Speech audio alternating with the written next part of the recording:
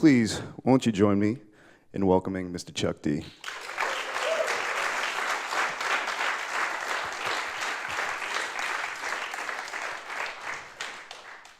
So Chuck, yesterday, all these participants came in. It was their first day, and they introduced themselves and talked a little bit about their personal journey to get here. I wonder if you might share with us a little bit as far as your personal journey just to get to music, because it really wasn't a thing that was part of your game plan overall originally, right? No. Well, number one, my personal journey to get here yesterday was kind of fucked up by London Heathrow and then Iberia Airlines. It just took all damn day, and they lost my bag, so I couldn't make you a really righteous CD, so I just pulled off something what I call a vamp player that I'll show you later.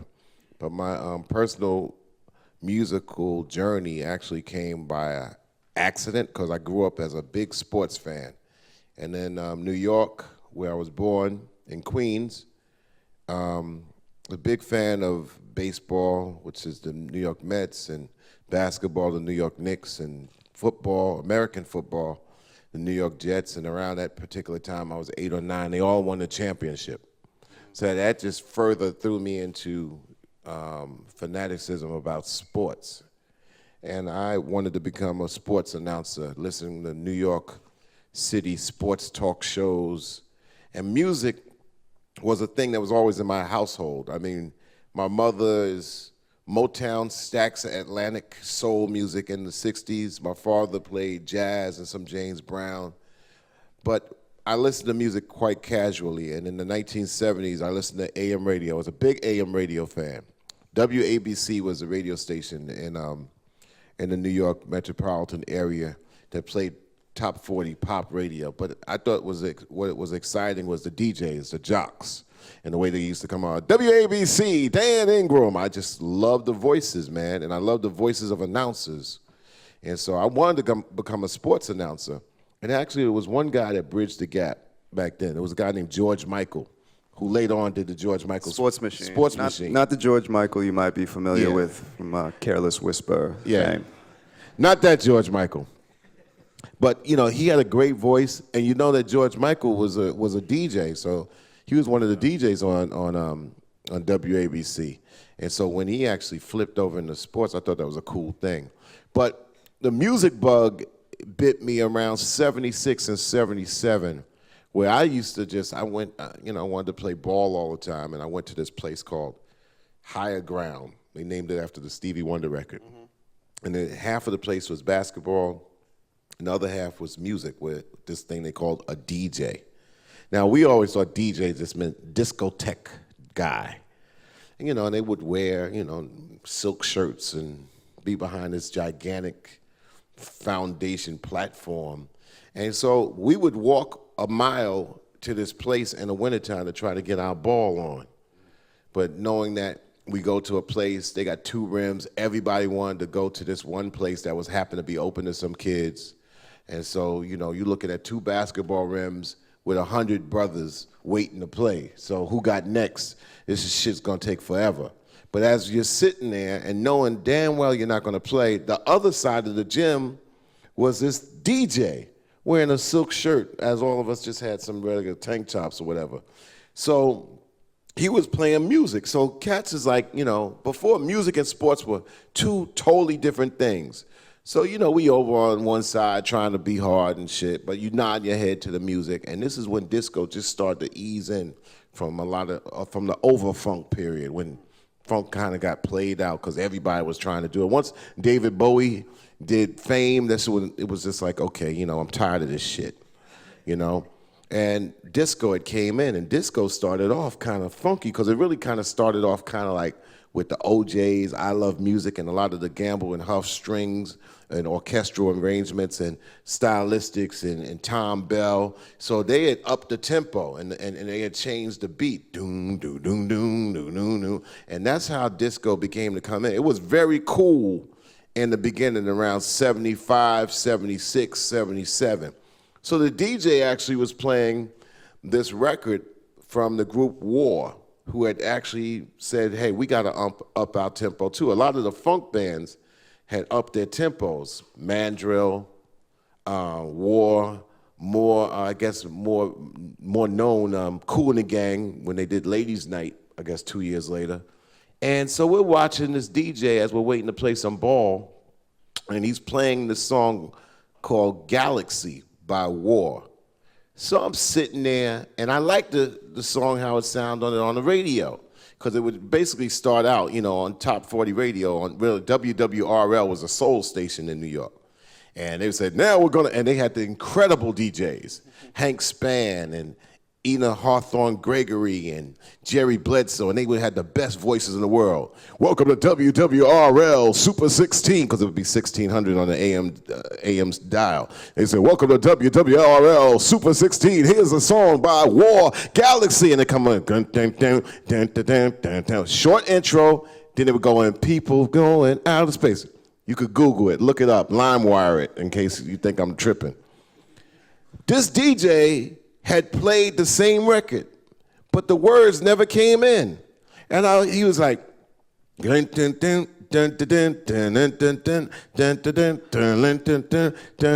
I just could not understand why the words couldn't come in.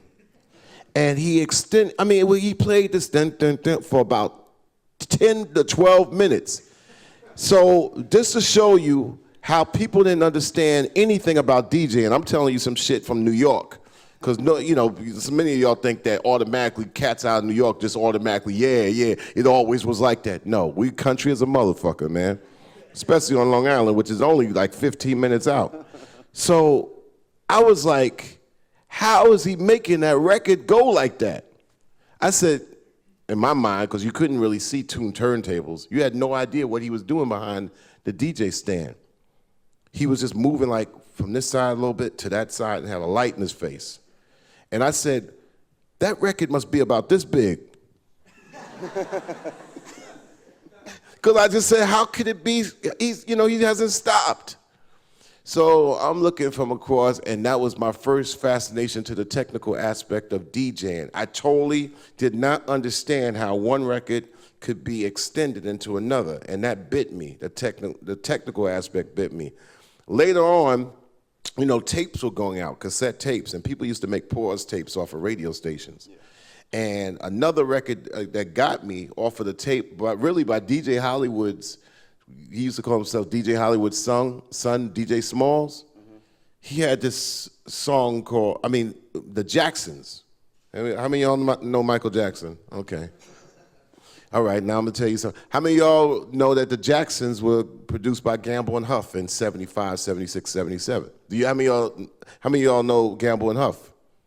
Okay, Gamble and Huff were with Philadelphia International, which was signed by CBS Records at that particular time, which really they were distributed by them. So therefore, they were the in-house DJs. They were the in-house producers. And so therefore, they were hot producers, so they were producing everybody that was in the CBS Soul, Rhythm and Blues, newly acquired tank. They had just picked up the Jackson 5 from Motown in 1975, but they couldn't use the 5 because Berry Gordy had sued CBS for the name of the Jackson 5, so the Jacksons without Jermaine just called themselves the Jacksons. And on their album Going Places, which had all the Jacksons like moving, like going forward, Michael included, because Michael Jackson's a badass motherfucker. I don't give a fuck what anybody says. They had this song called Music's Taking Over, right? And Music's Taking Over starts off with this groove like what Michael Jackson said, let's dance. Well, really, this is the break part. Let's dance, let's dance, let's dance, let's dance. Whoa.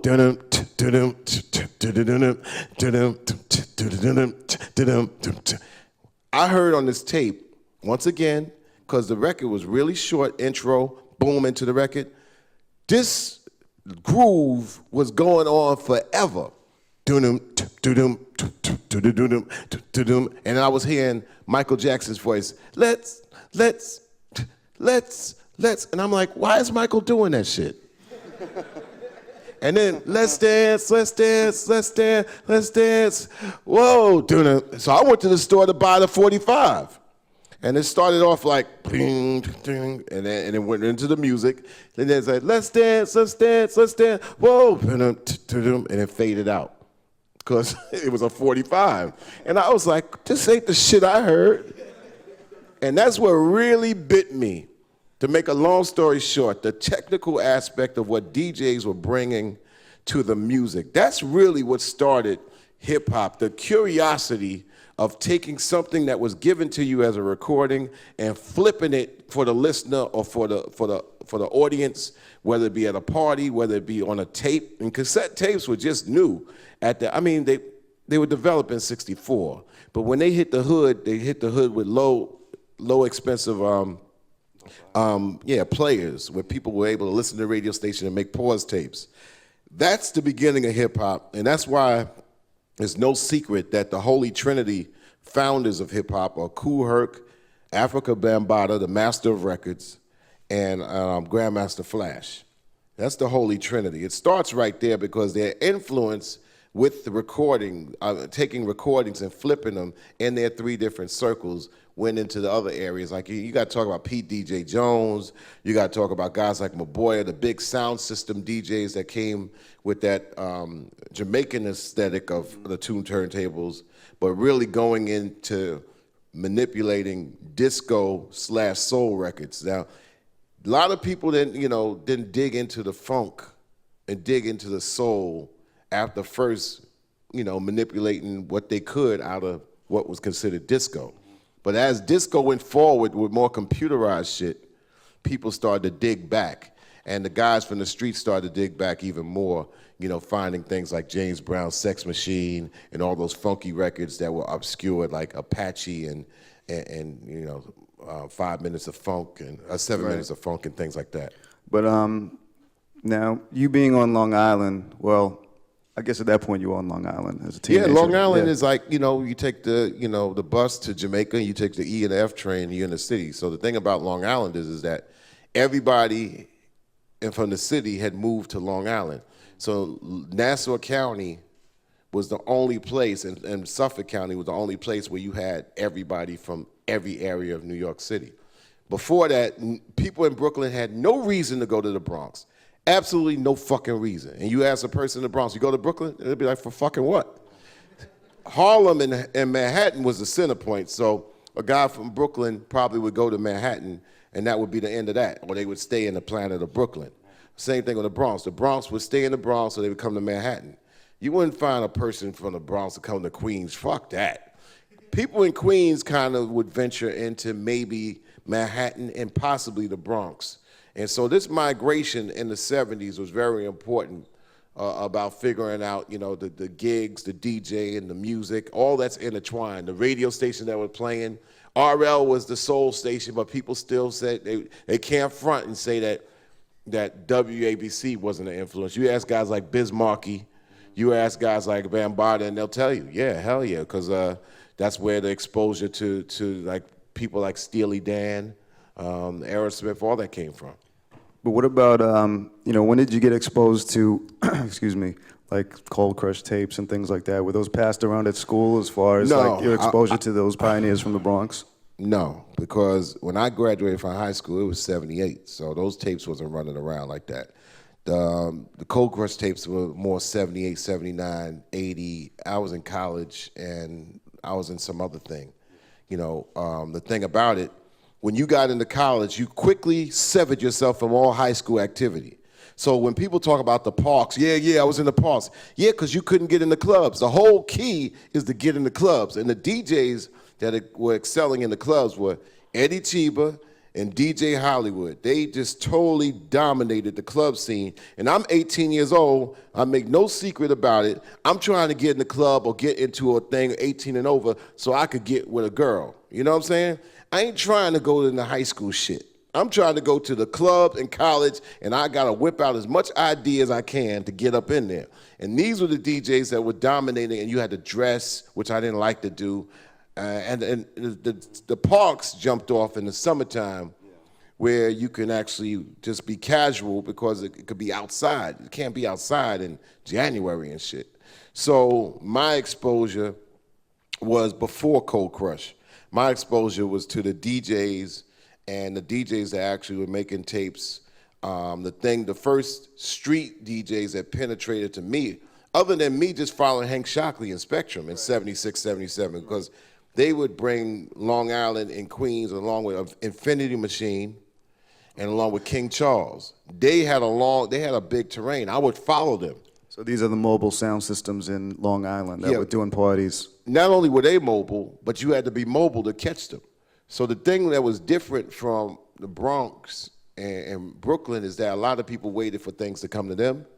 With Long Island, you had to go and check it out. So you get in your car and you went to the Bronx, you went to Brooklyn, you went to all aspects of Queens and Long Island. You drove there because you wanted to find that jump off wherever it was at. Right. So that was very key. And these are some of the things that are underwritten in the formation, because you're talking about the New York metropolitan area. People are surprised that the first official rap record, and we're not going to talk about King Tim III and Fatback Band, who had a recording contract knocking out things for Spring, which I thought was incredible, though. But we're talking about, people are surprised that the first rap record came from guys from Jersey. But you got to understand the physical logistic of Inglewood, New Jersey. It's right across the bridge. So it's not like the line makes it anything. It's right across the bridge. Everybody got the same radio station. So, yeah, before tapes. This was before tapes because the radio was dominant, the clubs were dominant, but also the parks and the DJs were dominant. So the first street cat to cut across that ventured out that I was impressed by, you talking about Grandmaster Flash and Melly Mel. Those guys blew me the fuck away. And then you're talking 1979 now. Yeah.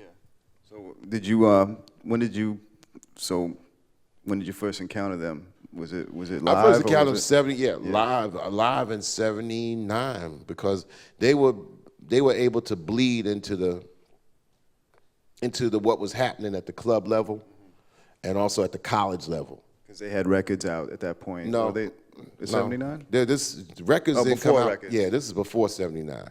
I'll tell you one thing. There's nothing in hip-hop, and I've been in front of stadiums in front of 75,000 people. I can't even explain to you before the atmosphere of hip-hop and rap music before the first record. I'm telling you, from October 78, I would say from January 78 to October 1979, when the first rap record came out, I can't explain to you the intensity of rap music and hip hop. It was just totally intense because it was heading to a place where nobody even expected it to go. Nobody knew where it was going either. If you told me in 1979 that there would be a rap record, the answer would be like, it's inconceivable. I don't know what the fuck it's impossible, because it was a whole atmosphere, party type thing. Yeah. So when Eddie Cheaper was going around, in May 1979, and I remember it very clearly like it was yesterday, he was like, I got this new record I'm gonna break for you. I'm gonna break this new song. And the place was packed. And the name of this song was Good Times by Chic. Now, this was like, people had been used to like dancing faster because Chic had actually brought you like, Dance, Dance, Dance. They brought you all those records, then they brought you La Freak. Freak Out. So they considered that a slowing of the pace in 78. And so when they did Good Times, it was like way down. And I really found it was hard to dance to and shit. Because I'm like, what the fuck, man? But, got to dance slow to this shit, Bum, dum, dum. But really that was New York's return into funk, which it kind of like escaped from the funk around 73, 74. But its return into the funk was Good Times as a popular record. And that was really the turning point, because cats were able to rap on that speed and cut to that speed. And so I remember very clearly the summer of 1979, they would have cats come together, man, and cats were cutting Good Times up with their sneakers. It was 1979, New York City was rap fucking crazy. They used to say, get that B-boy shit out of here, but it was just like rap crazy.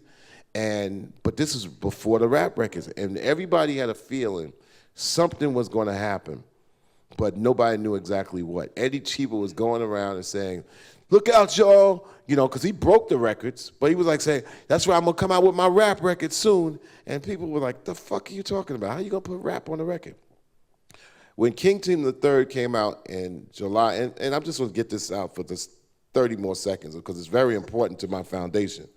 King Tim III comes out in July 1979, and actually it's called King Tim III, Personality Jock. But the Fatback Band had already been putting out some hot, funky disco tinge because they was from Brooklyn. So they actually, would make songs that people would dance to and get down to. So when they actually had King Tim III get down, it was like, whoa. It was like it sparked a click in your light bulb and saying, wow, this is almost there. Yeah, wow. And then when Rap is the Light came out in 1970, in October, that was the dam that burst because it was Good Times, it was the Firecracker Break by Mass Production, doom, doom, doom, doom, doom, doom, and it was like the two hottest songs that they had made in one record and with straight rap on it. And that was that was the beginning of the dam breaking, and people were like, whoa, that shit's a rap record. And immediately that just kind of I don't know what it did to the tapes, but it just it went into the area of record, and the tapes became less of a force, but they became big, but less of a force. It was about that record. And the thing about it, as I close to you on this note, when Rap is the Light came out, it was 15 minutes long, y'all. And a lot of y'all might say, well, that's a long-ass motherfucking record. But the irony is that when it came out, it wasn't how long it was, how short it was.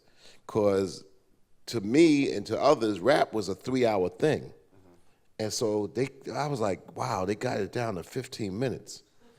And this is what's not really talked about because I know this is old head shit, but I'm giving it to you straight from the horse's mouth because I always looked at rap music, hip hop, black music, urban as a science as well as something to just enjoy because I was a sports fan.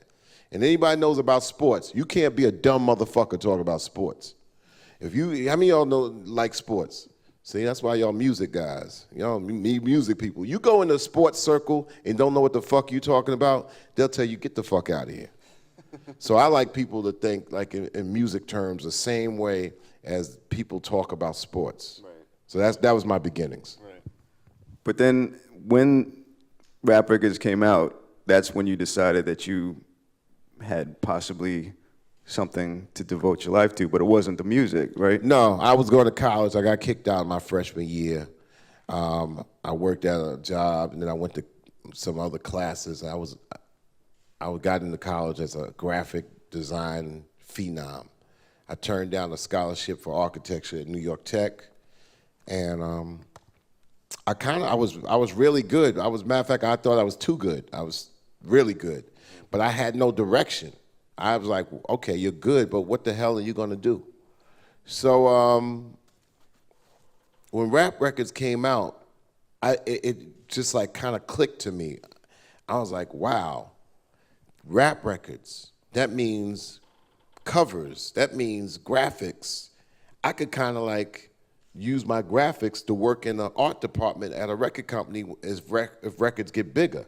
And so that actually made me get back in school and finish out school because I wanted to actually be, in the art department of a record company making record covers and stuff like that. And that pushed me through school. And I love the fact that you can apply your art to music. Now, I wasn't a big graffiti fan. I would be in the city riding the train to work, and I would look at half of the graffiti and say, no, that shit is whack. Half of the graffiti, matter of fact, 90% of the graffiti I saw back in the days that they had on subways was just terrible to me because I was about really getting graphics to the point. So I was a critic, and I thought I could do better. So I just thought that just because you got a marker and spray can don't make it, your right to just be marking up shit. So my thing is, like, I was a critic. I said, this dude should have just left that marker in his pocket instead of marking up this train, because this shit is whack. But there was a 10% of some cats that were out there that were really brilliant. I just said there needs to be some kind of zone for them. So I mean, I saw the graphic music connection, and that's why I went through college. And in college, I found that there was a radio station, WBAU, that I wanted to be a part of later on because I was a big rap music fan. I got on the microphone only because back in the day, I thought that 80% of all MCs were terrible. And so they would be on top of a DJ who was terrible. And you'd be trying to get your dance on with a girl. And you get the courage, like, come on, baby, let's dance. And all of a sudden the DJ, and then she stopped dancing and look at the DJ. I don't think I want to dance no more. And you mad at the DJ too, because he's terrible and the MC is terrible. And I'm like, man, oh man, fucking my game up. So then I started to get on the mic to rhyme to sit the whack MCs down. Because if you're on a long line and you're in the middle, and you let the first 3 MCs, and Love Is a Message comes on, or Good Times comes on, and all of a sudden, just because somebody's from the Bronx, they think they want to get on the microphone too, because yeah, I know what this is, and get on it is just like terrible. Then it was my turn, and the line behind me would disappear, like, because they would be like, well, I can't do that shit. So that was my main reason to getting on the microphone, to sit the whack MCs down so I could enjoy dancing to the music with some chick out there. Well, Hank Shockley from the Bomb Squad, and before that, Spectrum City, which is the sound system we just mentioned, always says that when you guys were in college, there was some sort of jam when, like you were saying, there was all these MCs on the mic, and they were all terrible. And then you got on to make some sort of announcement to the hall, and that changed his whole, he was like, that's the guy. Well, do you remember that? Back in the day, it wasn't about like your rhymes. You had to sound good because most systems were inferior. So I would just get on there, 1, 2, 1, 2. And so somebody be on there, 1, 2, 1, 2, and it's just, you ain't cutting. So sit your ass down, And when I get on the mic, I know that nobody's gonna be louder, and then all I had to do is be clear, and you put some words together, somebody's sitting down because they're not loud, they're not clear, and they just not rocking the music like that. So later on, when people start talking about flows and stuff like that, you talk about enhanced systems, studios which kind of balance out the sound. Everything is mastered coming your way. But really, when it comes down, it's like you either got the pipes or you don't. People that sing will tell you that. People that sing go and they'll go and sing in front of a hall, and you say, well, wow, that person's singing with a loud voice that's cutting through. And then somebody else comes, is like, well, this person sounded great in the studio, but they can't sound live. Yeah, because some people need help and some don't. A guy like Melly Mel was the first MC that blew me away because he didn't need no mic. You hear him real clear, and you're like, damn. So he putting the mic away, and the next person needing a mic and amps and all that, and he complaining at the sound person, yo, turn me up. And then all of a sudden, Melly Mel grabbed it like, 1, 2, 1, 2. I'm like, damn, I hear that. So the whole thing about microphone kings or masters of ceremony is that the MC, it was about the voices. And you had to cut through because systems were whack, and if they were scratchy, and you already had the DJ in the back, boom, boom, bap, 1, 2, 1, 2, that's going to grab your attention. So that's why when I talk about up-to-date things, today we talk about MCs and DJs in a whole different way because we talk about studio enhanced in order to bring all the nuances out. But back then, you had to have it in here. I remember one time the story that somebody told me about the blues harmonica guy, Sonny Boy Williamson. Anybody ever heard of Sonny Boy Williamson? So he's over in the UK, and they're asking him all kinds of questions like, Sonny Boy, what kind of microphone do you use? To get that, what do you do, microphone, and what technique? And it's checking out engineers and all this technical bullshit. And Sonny Boy just looks at it, and this shit right here. They was like, wow. It's like there's just some things that you got that you develop on your own, and some things that you don't have. So what finally gave you the confidence to make music, to do records? It wasn't a confidence thing. It was something I thought that was worth my time. I just thought that, it had to be worth my time to make records. Because I love doing the radio. I still love doing radio. It's just that you ain't got to be seen. All you got to do is just be heard. You could be behind the scenes. And radio is very enjoyable. Then we made our first records, like, check out the radio so we would be able to sell our radio shows. Like I was telling you earlier, and I'll tell the audience, is that I was a big fan of Mr. Magic, Africa Islam, the Zulu Beats, and also World Famous Supreme Team. These are all pioneering hip-hop radio shows in New York City. Yeah, and I know we're talking about a lot of stuff before y'all were born. And maybe stuff way back, but it's very important because if you say that you love the music, you gotta try to at least pick up on the reasons why some of this started in the first place in order to be able to innovate, to take it to 2012 and 2010. And you want also at Red Bull, you want to separate yourself from somebody else that just thinks that they're doing what you're doing just because, I like it. And you already separate yourself right now because you're at Red Bull Music Academy, where somebody on the outside might just like, I do that shit that y'all do. I don't need no school. I don't need to know that fact.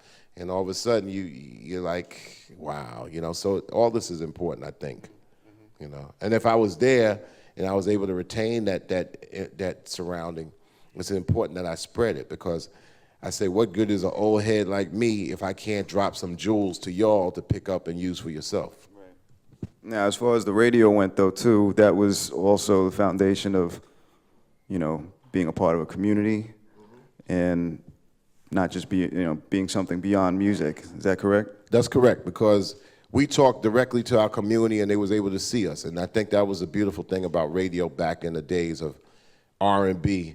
And I think R&B means Reagan and Bush, So we talked directly to the people, were able to see them in the laundromats and the bus stops, and that was very important. Today, when people talk about, well, what do you think about rap music and hip hop today? I think artists do a whole bunch of different things, producers do a whole bunch of different things, but I think the radio is terrible, man. The radio has never been worse because they give you nothing. They give you no information, and they don't innovate, man.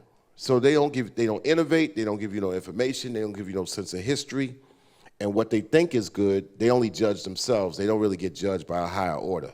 So that's the problem with rap music and hip hop today, is that the people that play it and the people that are supposed to navigate it for the public, they're not good at it, man. I'm sorry, they're just not good. Not the rappers, not the producers. Even some of the producers gotta be able to learn a bit more, because it's not just taking a sound, it's about knowing the dynamics behind the mentality of why that sound was created in the first place. DJ, your name again? Yeah. He was finding a Mobb Deep sample on the Stylistics album from about 35 years ago. Yeah.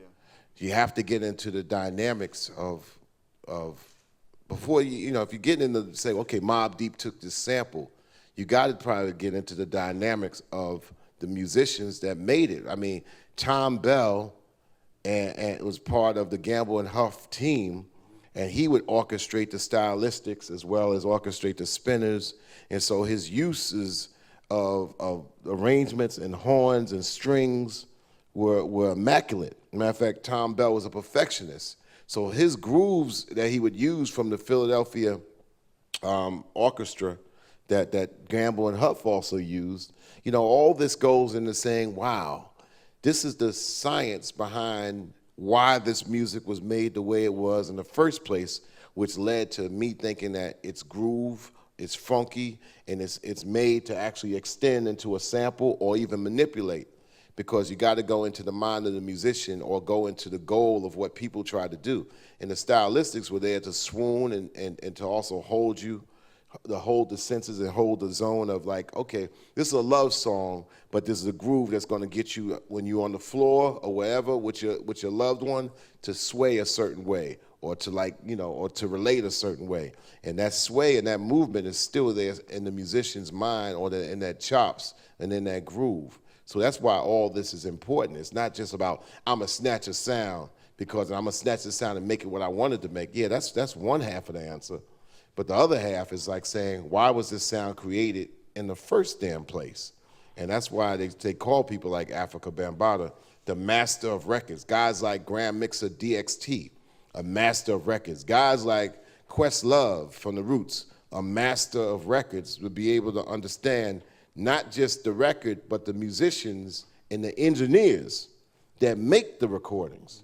You know, you cannot get into the science of some of that hot Atlantic, pretty purdy Gadsden beats without understanding Tom Dowd as an engineer, and not whether he engineered that particular record or not, his influence on engineers to make that sound the way it is in order to take it. Or the influence of people like, James Brown or Clyde Stubblefield. Okay, what's the engineering technique? Or what's David Matthews, not the Dave Matthews Band, but David Matthews arrangements, which kind of led into taking the James Brown funk section and then David Matthews arrangements on top of Fred Wesley's arrangements. So you got to understand all this to be able to say, well, we want to make some more incredible music for 2012 or incredible mixtapes or whatever you do. And I just don't think the radio stations, the jocks, the program directors or the music directors have enough in them to take it to the next phase. No Osley brother pun intended. Right. Well, you speak about arrangements just now and production. I guess what motivated you and Hank and Public Enemy to make the sounds that you guys made? You know, very distinct and very, pretty much unprecedented. We didn't make the sounds. We wanted to be able to take and make the new arrangement to the sounds.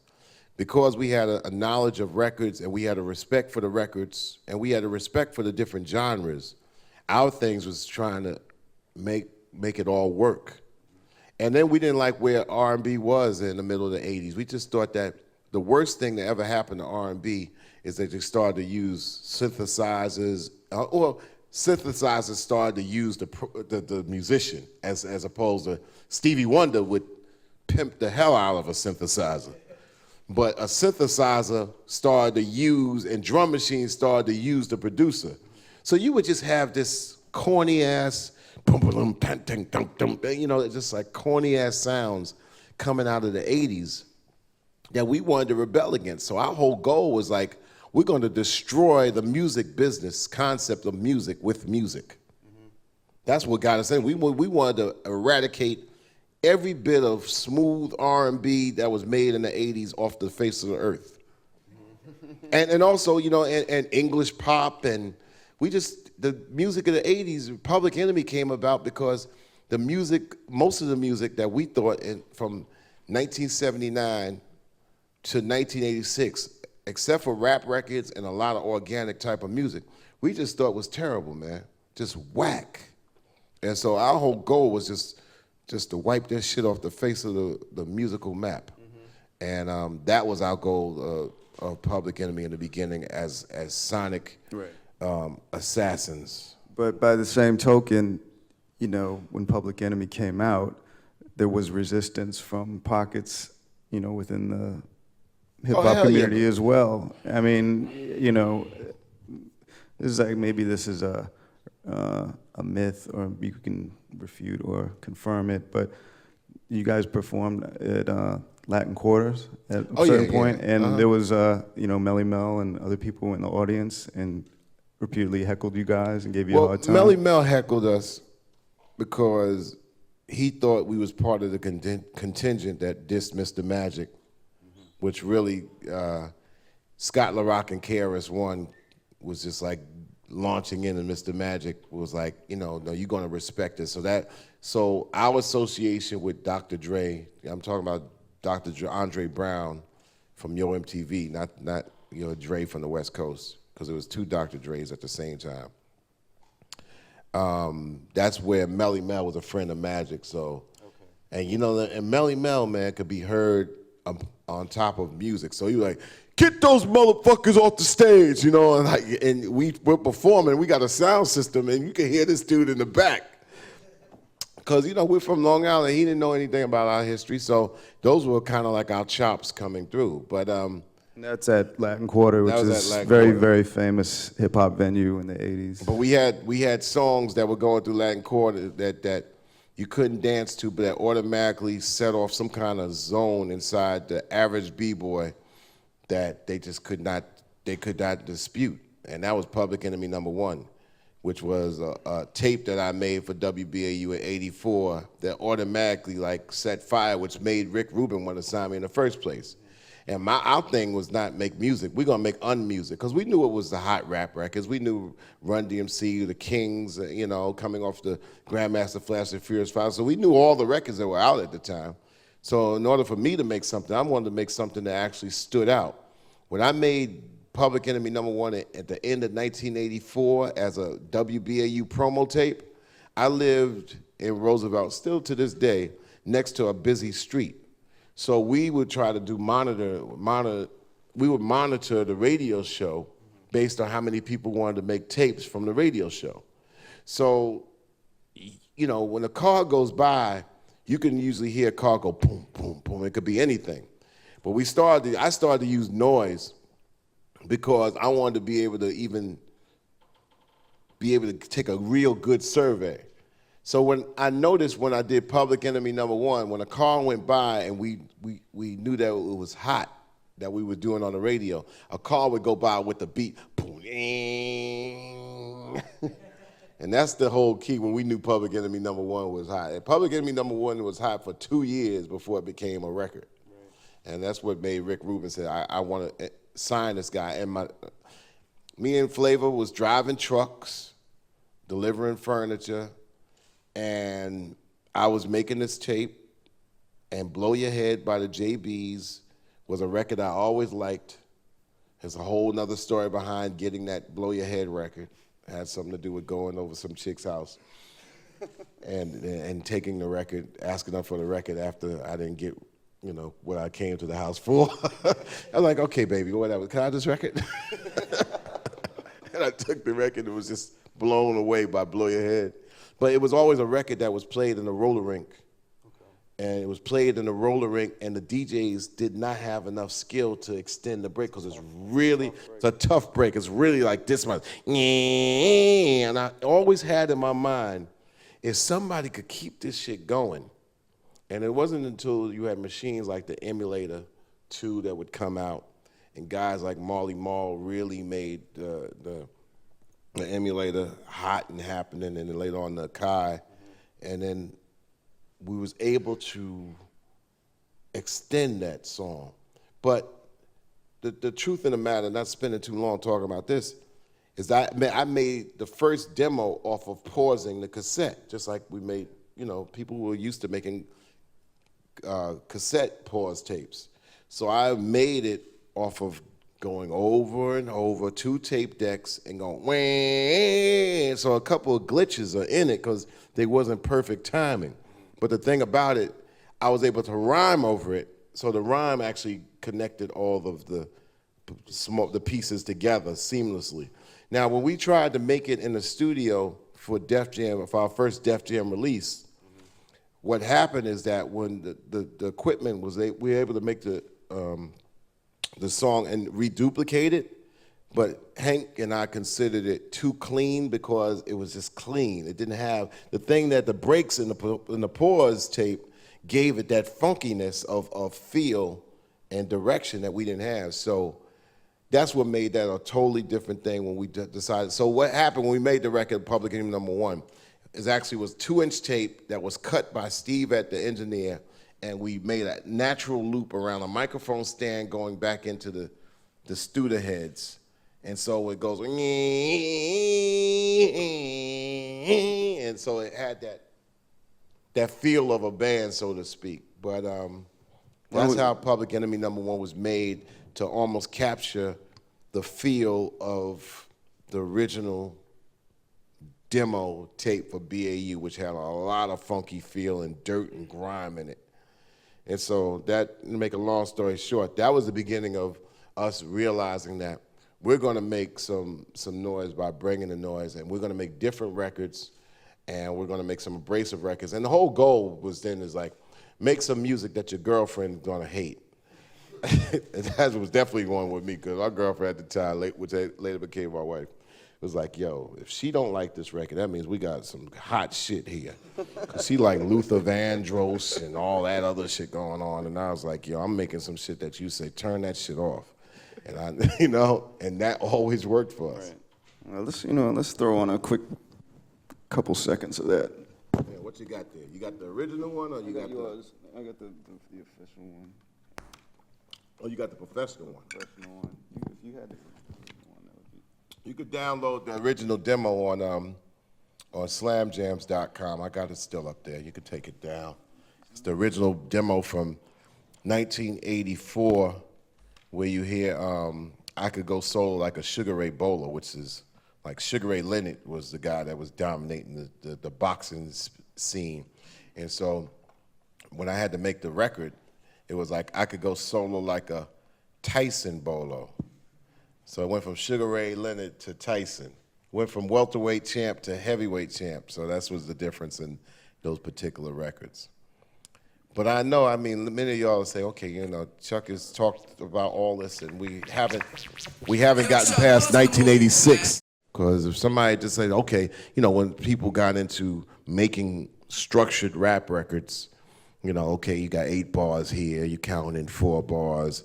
And we also felt that can lead to burnout too from an audience listening to a rap record, because you might offer different sounds, but if every song that you deliver is 4 minutes long or 3.5 minutes long, and it kind of like starts out with the same arrangement as far as timing, like, cats talk about a hot 16. Okay, how come it can't be a hot 17? How come it can't be a hot 13 and a half? Because people are afraid to go outside of structure that they know and feel comfortable with. Right. But our whole thing is like, how can we present something that will make you feel uncomfortable? Right. And that was the whole meaning of PE. That, don't deal with the area of comfort, and don't deal with a Mac so close to water, Jeff. So was that the record that Mr. Magic smashed on the air? Yeah, Magic smashed it on the air because he thought we were dissing him out with Dre and Scott LaRock. So Scott LaRock and KRS-One was going directly at Magic for some other beef. And he had heard the radio station. They came out to talk to Dre on BAU. And he kind of like considered us down with the whole posse, which we were. But we had no time talking about Mr. Magic like that. But we got dragged into it, and so therefore, when he heard that record, he thought that Dre had something to do with it, which he had, but we wasn't coming at Magic like that. But I felt kind of happy to be associated and still be associated with the Blastmaster KRS-One to this day, so it was pretty good, Yeah. So, Takes a Nation of Millions told us back. Let's try to get up out of the 80s. It's often cited as the greatest hip-hop album of all time. How do you feel about that assessment? Well, when we first made the album, it was after a year of touring, and I noticed one thing that rap artists seem to be victimized by: slow tempos. Worked well on record, didn't work good on live performances, because when you go into a live setting in a live arena, people are amped up anyway to see you. So everybody's amped up. That's why when you check out bands usually play their music at least 5 to 10 beats per minute faster, because everybody's all amped up, and and that's why records actually stood out back in the day more than the band. I mean, a perfect example is like the Ohio Players. On the record, you hear skin tight, ding, ding, ding, ding, dan, dan, dan, So you're hearing that rhythm, And then when you go check them out in concert, skin tight, and dang, dang, you're like, damn, what did they slow their ass down or something, you know? Because they amped up. So bands would be amped up 10 to 15 beats per minute faster. And we realized that even when we came into a performance, the crowd is amped up, but you can only pitch up a record but so much. So we decided to say, well, let's make faster records. So Takes a Nation of Millions sonically comes off the heels of us doing Rebel Without a Pause at 102 beats per minute, somewhere in that range. And then, and beats per minute meant a lot to us because of DJs. So we always went on BPMs, and Keith and Hank had digital Panasonic turntables. So beats per minute always meant something to us. Bring the Noise was 109 beats per minute at the end of 1987 for Less Than Zero soundtrack. That was like going into light speed. And so the challenge was to be able to perform it and get on it. And now we had faster songs like It's Like That, 125 beats per minute, but it was a different double speed, so to speak. But 109 was like rap on it, take the fast speed, ride it like a saddle, and get this crowd throttled up right in the middle of the days of crack. So we made a fast record for the days of crack. And crack was the type of drug that was used by cats. They wouldn't slow them down. Cats would be like this, yo, play that shit again, son, for real. And cats would just be all nervous and fast like that. And it just seemed like that was the speed that we took it to, which matched the drug of the time by people that was kind of around the hip hop circle. And 112, 110, 113 beats per minute was the songs on It Takes a Nation. Yeah. And so that's sonically, and what it said is basically said all the things that we grew up with in the 60s and 70s. You know, taking voices, there's many voices on there from the 60s and the 70s that were forgotten in the 80s. I remember Hank and I were hanging a flyer on a pole in the 80s, 1985, and we used Malcolm X looking out the wall, outside the window with his carbine rifle defending his house, which is a famous shot that was used later on by KRS-One on My Philosophy. And people, this guy came by and said, who's this Malcolm X? Which made me and Hank say, shit, man, we need to let these people in the 80s know in the middle of Reagan and Bush where we come from, because that was just forgotten, and that was only 10 to 15 years prior, and only 20 years prior to, you know, him being killed. So that's what really led the vocal or the meaning of the Public Enemy thing even further. And so sonically, meaning-wise, and also rap-wise, and also performance-wise, It Takes a Nation was really the juggernaut that established us, because it was something that we definitely said to ourselves, this is our thing. Our thing is to jack up the speed, rap fast and strong, and come bring some noise and be powerful at it. And you know, I mean, Public Enemy, I tell people all the time, it's the Rolling Stones of the rap game. It's like, you might find better flows, you might find, you know, individual achievements, but that's a powerful motherfucking thing. So it's power and speed. Yeah. You don't find power and speed like what PE presented. It's just, you know, and some people might say, well, cool, I don't want power, I don't want no speed. I want a groove, I want some funky shit. I want, you know, my shit to be smooth. I want my shit to be like, you know, I want the lyrics to be like hitting, aiming tight. No, this is power and speed. It's like Metallica and rock and roll. Get the fuck out of the way. This is gonna run you over. That's why for years, Public Enemy could go head to head with thrash metal bands and still hold our own. With turntable, and then if we throw some instruments with it, it's the only thing you can compare it to. Now, this might not be nice, might not be pretty, might not be digestible, but it's gonna definitely wear that motherfucking place out.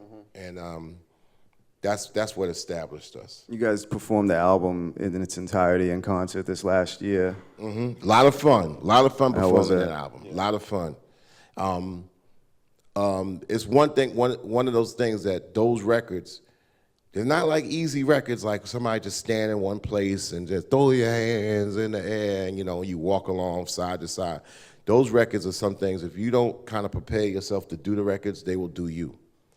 And so either you do the records or they'll do you. I mean, Loud and the Bomb is no joke, so it's going on. You got to get, this style seems wild. Wait before you treat me like a stepchild. So, and at the same time, Public Enemy was never one of those things like, okay, I'm going to stand here, here's the microphone, and I'm going to just be here looking at you. And you can't do that 112 beats per minute. You got to get it moving, and it's like punk, And so that was our thing that separated us from the rest of the pack, and power and speed is very important. It's only really been one MC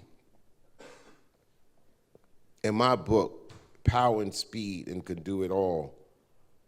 And because he developed himself at that time, and his music jacked up too in speed, and was able to do things, although he danced and Big Daddy Kane. Power and speed, man. His voice comes like this. He's able to do it fast, and he's able to keep moving. And I tell people all the time, this is something like if you smoking weed and you want to sit and lounge back in front of a crowd, this ain't your thing, Yeah. Later on, when Dre did the Chronic and Snoop Doggy Dogg, he developed, a whole nother thing with a whole different beat per minute, and slowed it down. And became like, because weed then was the drug of choice in 92, 93. Therefore, the music and rap music seemed to represent that speed. Right. And you play anything 112 beats per minute in 94 and 93, people would be like, oh my God, get that shit out of here. And so we understood that. I just didn't like it as much as far as me to do it. Do you feel that I know you're such a fan of hip hop, so maybe you won't concur, but do you feel it's the greatest hip hop album of all time? Since that's there've been panels about it, there's been dissertations written about it, et cetera, et cetera. I believe if you saw it performed, you'll come away from saying, "Damn." When I first set out to make it, understand, wasn't that many rap albums out. It was maybe you got 20 albums in your hand. So, and we had some great. To me, the greatest rap album that signified everything as an album marketplace with rap music as an album format, as Run DMC's Raising Hell. That signified to me power. It's just power, and that was just power. And Run DMC, and they're yelling over, they're able to handle a stadium or arena. But when we made Takes a Nation, it was like we knew what we were not going to make, and we knew what to make something based off of whatever. So I was set out to make a what's going on of rap music then.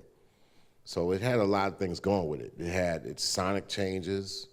It's the first album that said we're not going to go out record track to track. Before De La Soul put skits in it, we showed that you can break an album up from the monotony of track to track. First album that did that.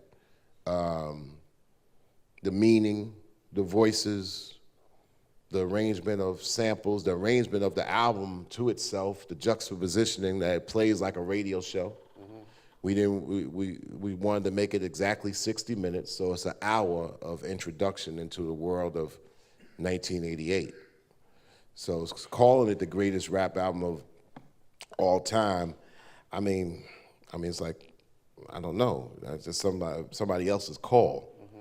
But I know that if somebody's seen it performed and heard the records and seen us perform the records, they'll come away from it like, damn, okay, I understand now. Yeah.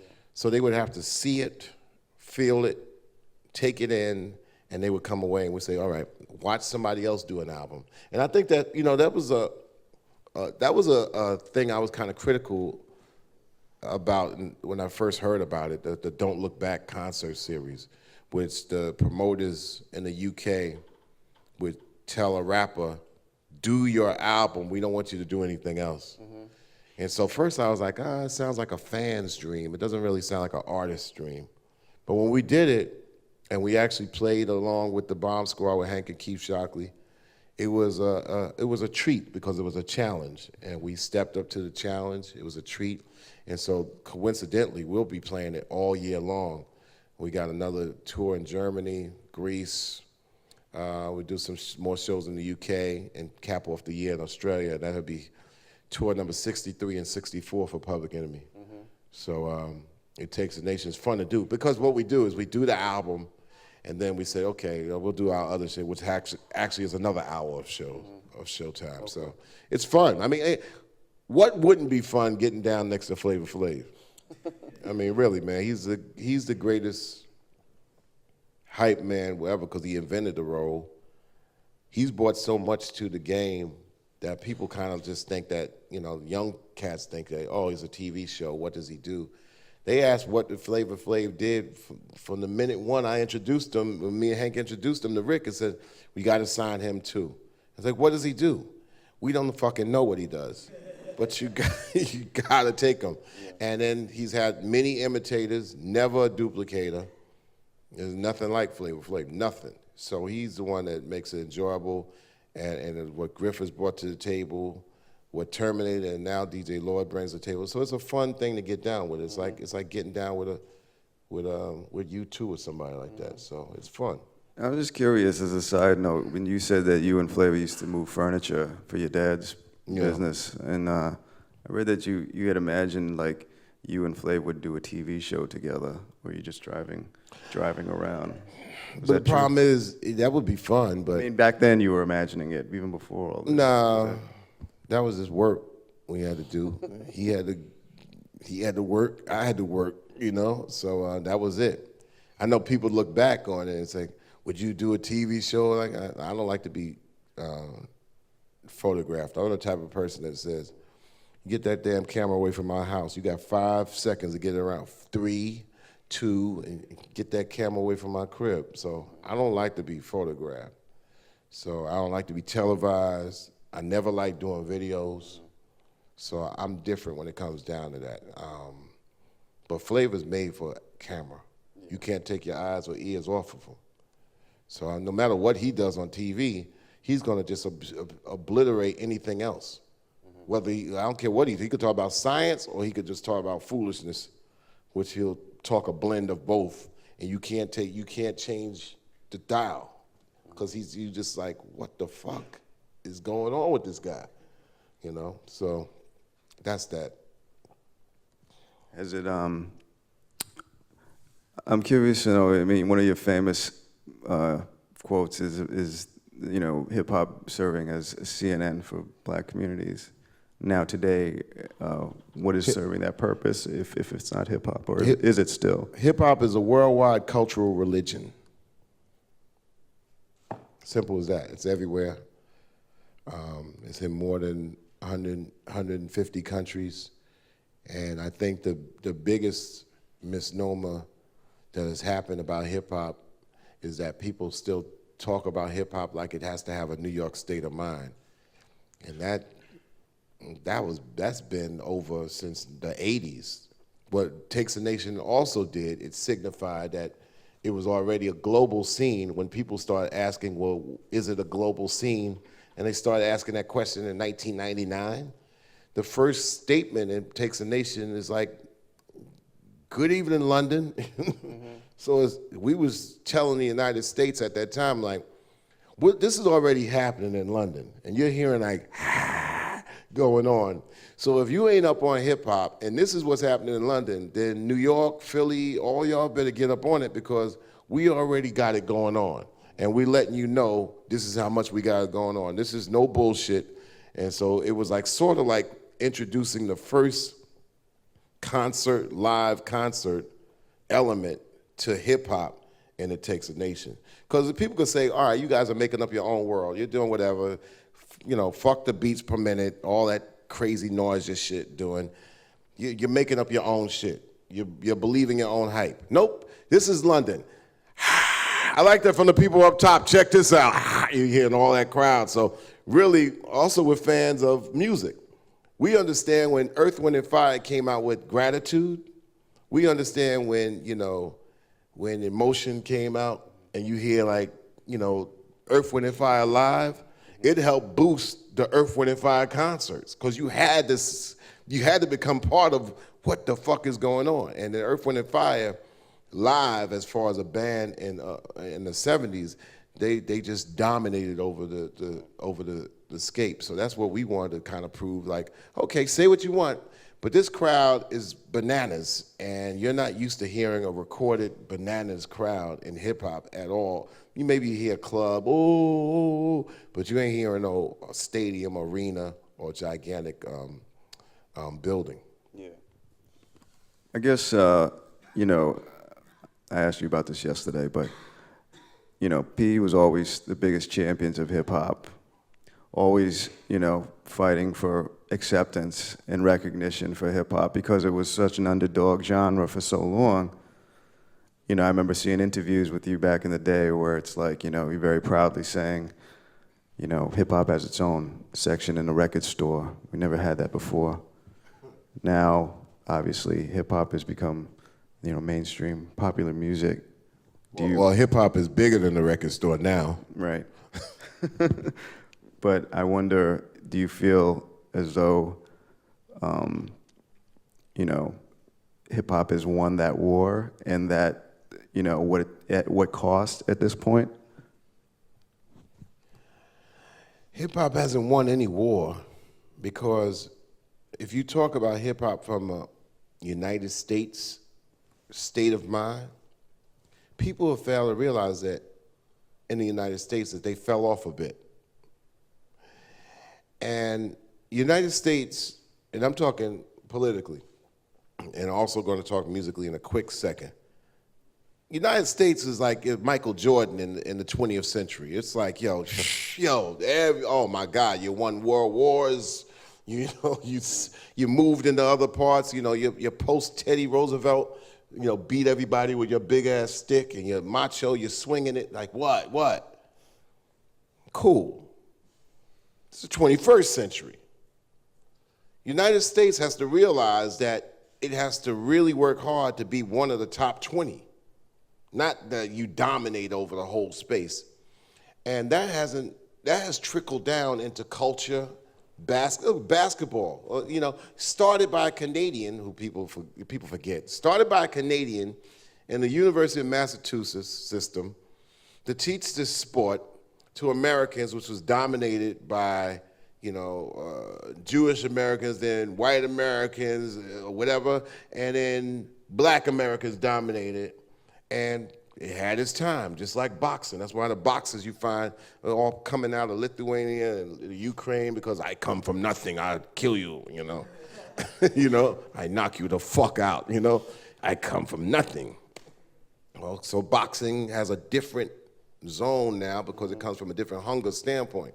The United States has been full for so long, even in hip hop, it's been full and it's even full of its own hype. If you took the 4 elements of hip hop and say, where does it rank if it was a so-called Olympics in hip hop, it wouldn't get the gold, the silver, or the bronze in graffiti.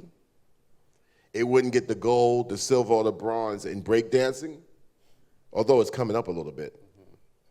I don't think it still would actually get one of those 3 medals.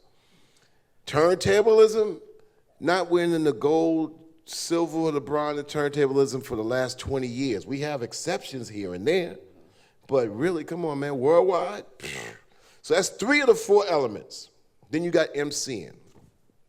Now, MCing is all subjective because there's MCs now, super MCs, I go to explain to people in the United States when they just say, well, they want to watch BET, The Basement, or formerly Rap City, or go and watch hip-hop from a United States state of mind. And I tell people, hip-hop and rap, one of rap music, is all over the planet, and this cats that can spit 3 languages, maybe in the same song or same verse, and go back and forth. That's super rapping. Now, you tell the average American who only knows 1 language that this shit exists, and they choose to say, well, that doesn't count because it don't mean shit because I'm an American and I'm fucking great because I am. And I'm like, that ain't, it's just like they did in basketball. Oh, we're the fucking NBA. We're great because we got marketing and contracts and we're rich, you better work at that shit, and that's how they is able to get the gold again, because they figured this shit out. We better play like this. We better get to the fundamentals. We better love this shit. We better throw all that ego shit aside, and we could possibly win. Hip hop in the United States has been in a lazy zone for so long, it thinks it could win because a record company says you win. Or because you deal with a large demographic that says, oh yeah, you popping off, you from New York, you could talk about like this, you could swing it like that, you could show off what you got, and automatically you're gonna win. Yes, you could have won in the 20th century. 21st century is a different way to win if you want to just say it's winning or losing as far as hip hop in this century. You have to figure out what's the global atmosphere on music and hip hop. What's the global condition and concern of people saying we have to live here together, we have to share. The hip hop state of mind is to unite, embrace, culture is the thing that brings human beings, the one race, human race together for our similarities and knocks aside the differences. This is what makes culture diametrically opposed from governments. Governments like to categorize, they like to fragment, they like to actually group people into groupings so they can take advantage of it. That's why when a government says that they're in charge of culture, you gotta watch out for that shit. Culture and governments are diametrically opposed. Governments are the cancers of civilization. All governments. Fuck a government. Now, what are you gonna do, Chuck? You need government to keep people in check. Well, that's government's fucking business. But I tell you, the one thing that's derogatory to human beings is the fact that you need a passport to travel to the place that God gave everybody. And if we don't take care of the planet and fall in line like the species, birds, they fly, animals, actually, the animals are talking crazy right about now. The animals, if they had a language, they would be like, and maybe that's the underdog. The animals are like, you human beings are fucking this planet up. The fuck is going on with y'all, right?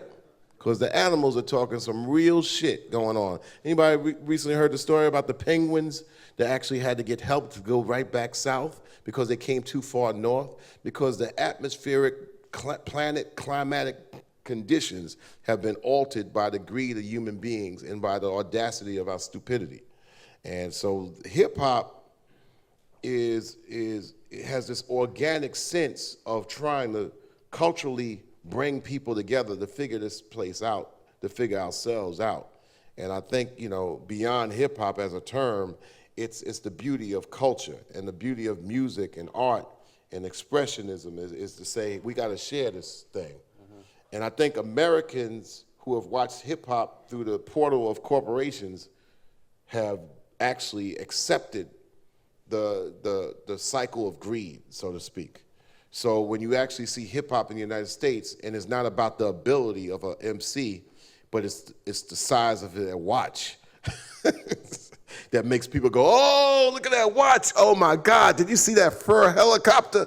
Oh shit, So it's bringing the awe out of an audience in a whole different manner that got nothing to do with cultural expression, which the rest of the world realize that it has to at least be able to exude some of those qualities of like, it's gotta come from within me.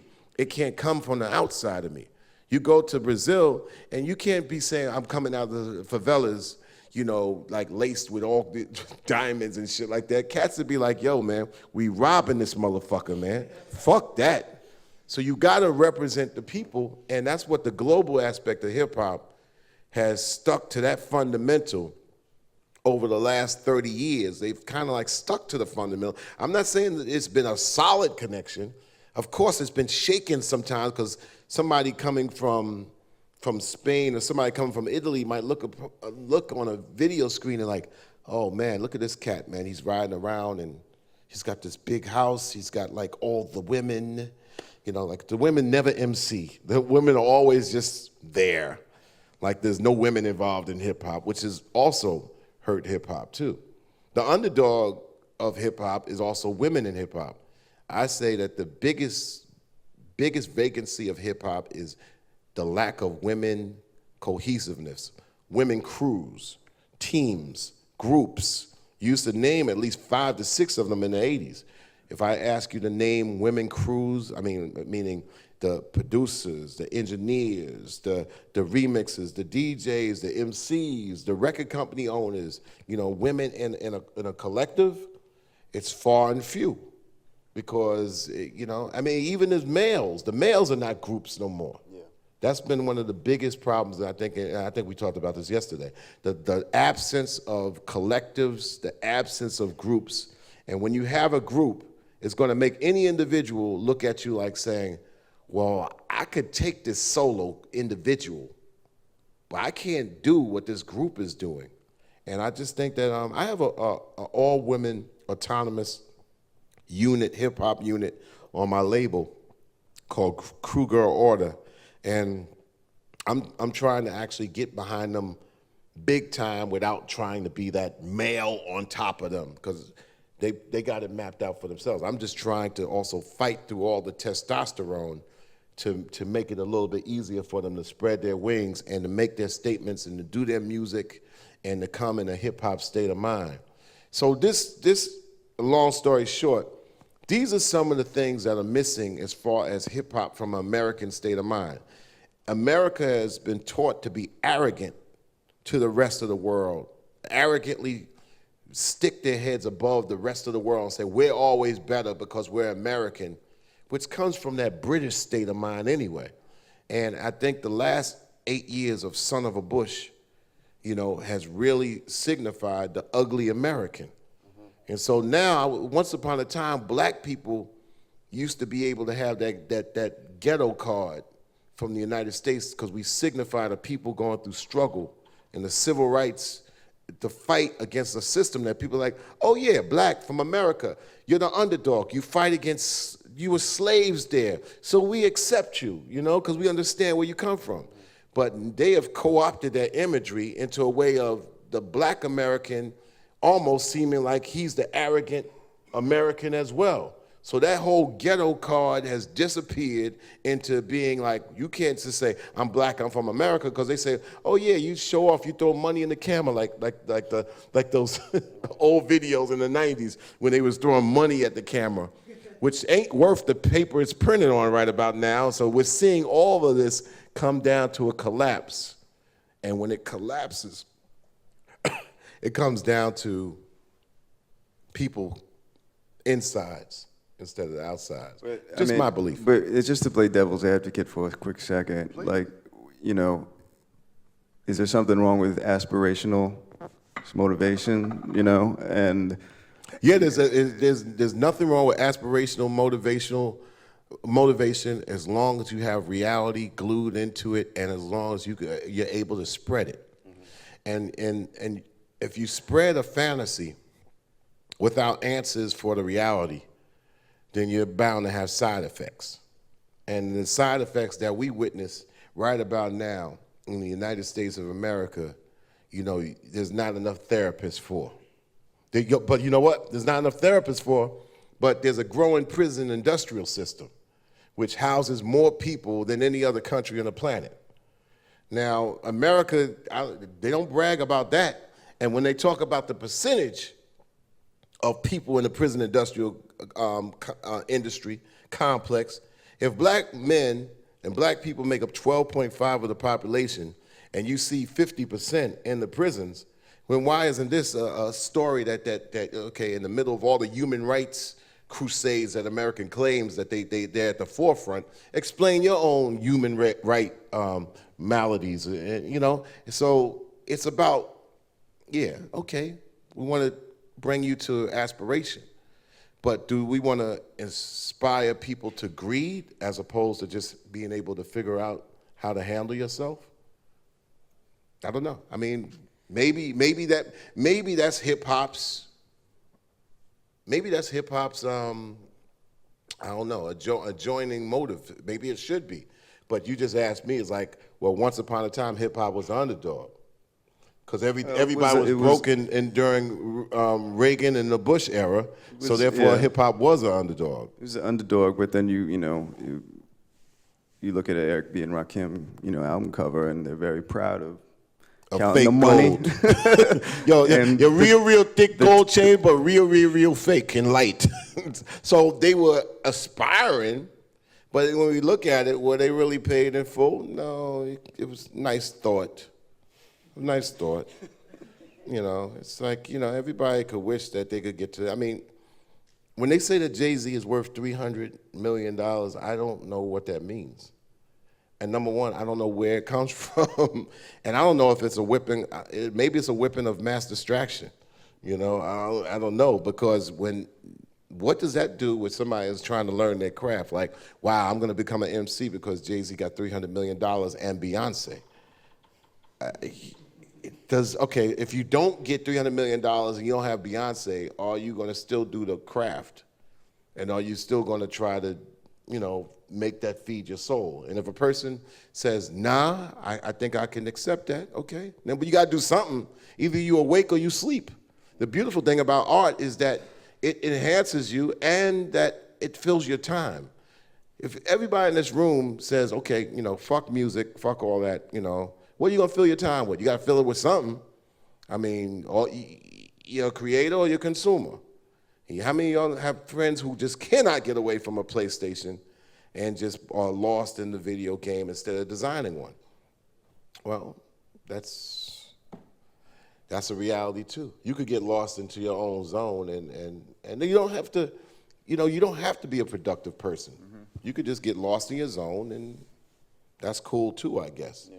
But I think in hip hop and in music, I think the beauty comes in the area of looking inside yourself, looking at the terrain, and coming up with something that you might think is brilliant and trying to push that into the forefront of entertaining people or informing people.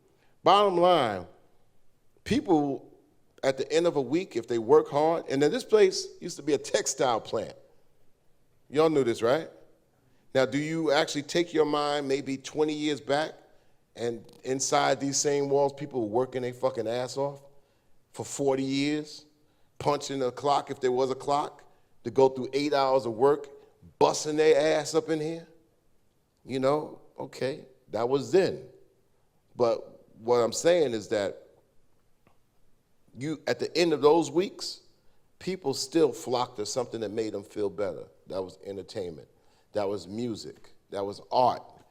And I think there will always be room for people to say, you know what? I want to release myself from my everyday work, and I want to enjoy myself.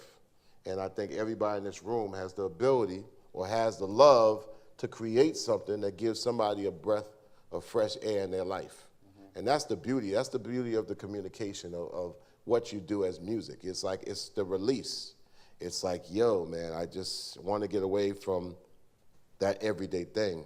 Because, you know, when you're grown, really seriously, I mean, pull out all the stops. Yeah, I mean, your kid days are over. You're not 14 years old with your thumb in your mouth or a lollipop like Lil Wayne. You know, it's seriously, it's time to be grown, which means that, what does it mean? Okay, you got an apartment. Gotta pay somebody rent. Oh, you still live with your moms? Okay, how long you gonna do that? Oh, you got a girlfriend? You got a boyfriend? Okay, you might have a baby? Who gonna take care of the baby? I was out there skateboarding. I broke my leg. You got insurance? Oh, my moms, my pops, they pass away. Who's gonna bury them? You know, we get an introduction into adult life that might not be, you know, adhering to your comfortable taste, but somebody's got to do it. And welcome to adulthood. So you're able to actually be in adulthood, but you're also able to give people a release and a break. And so this is the advantages that you have as music makers, as DJs, MCs, producers, engineers, because there's a lot of people that don't have your abilities, and there's a lot of people that don't have your flexibilities, and there's a lot of people that don't have your insight. So always keep the music with you, always. Don't never let it ever leave you, because people they will need it more than ever this year, next year, and in the years to come. They will need people like everybody in this room. This is not a thing to like, I give up because I can't make a living at it. You still got to make a living no matter what. Figure out how to parlay the two. It's like, okay, I got to work in a fucking textile place, but I still want to do my music. And the minute that your music gives you answers that you got to decide where you spend the time, it will give you the answer, whether you can make a living off of it. It will give you the answer. Oh, wow, I happen to be doing this club, and I get a chance to actually pay some of my bills, but I can take this. You'll see it. Instead of always saying, well, I'll just not work, and I'll wait for the music to actually pay me. You know, you got to be able to see it. Make a long story short on myself, that April 1st, 1987, my first day of touring with the Beastie Boys, our first tour, I worked at a job to that Friday.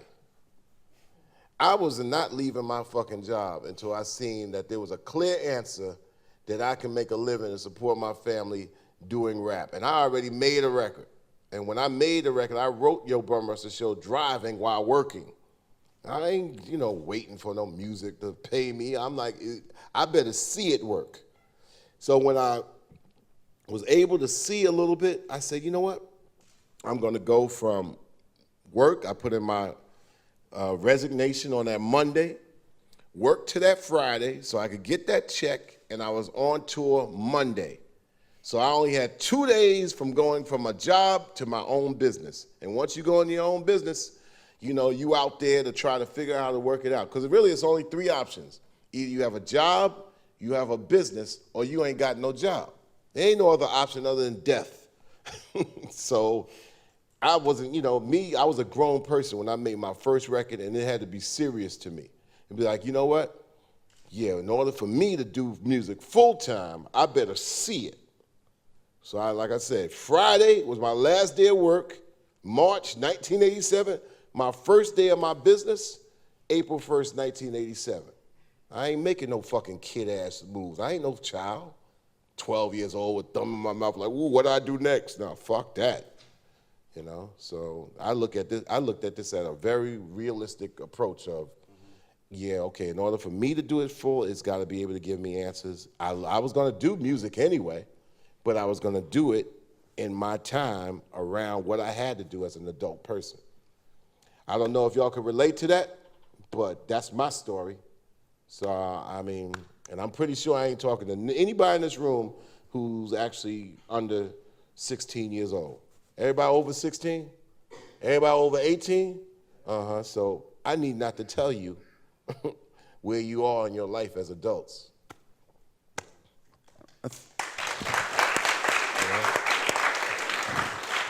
All right, I know I've been running my mouth, and it's like, I know y'all like, okay, it's 95 degrees up in here. Well, maybe we might want to take a couple questions. Yeah, questions are always better than folks out here. Please wait for the microphone. And then say your name and tell me where you're from, because, I think the Red Bull Music Academy is one of the wonders of the musical world, and y'all should realize that. Okay, hi, my name is Michael. I'm from Tel Aviv, Israel. All right. I'm a hip-hop producer and MC. And I wanted to ask you, how do you think if Obama is elected in November, how do you think it's gonna, if so, how do you think it's gonna change or affect the world of hip-hop or black culture in total? Oh, immediately. Just him running, it changes the whole scape of how do we think. But that's how we think. How do we live and how do we act? Let's break this down. In the United States, me as a black man who's been almost in the United States almost 50 years, right? I've never seen anything like this. What does the United States history tell me? That even if a Barack Obama gets in, day 2, have myself prepared, be ready to work, and be ready to understand that the good and the bad is going to happen with people kind of looking at it the wrong way. Although I vote for Barack Obama, I have to understand that there's going to be things that he's going to do as a president of the United States that I know I definitely ain't going to agree with. And I know that only as a collective, if people say, well, he's a black president, so what's he gonna do for black people? No, he's the president of the United States, so black people have to be a collective, since we're judged by our characteristics rather than our character, to be able to influence a decision that will help us as a people who are at the bottom of the pit in America as far as a lot of different things. Education, economics, health, all those things that go along with it, to come up as a collective, because we still live collectively in our neighborhoods. Barack Obama to the planet is what it is opportunity. Number one, y'all know it's the biggest reality show in the world.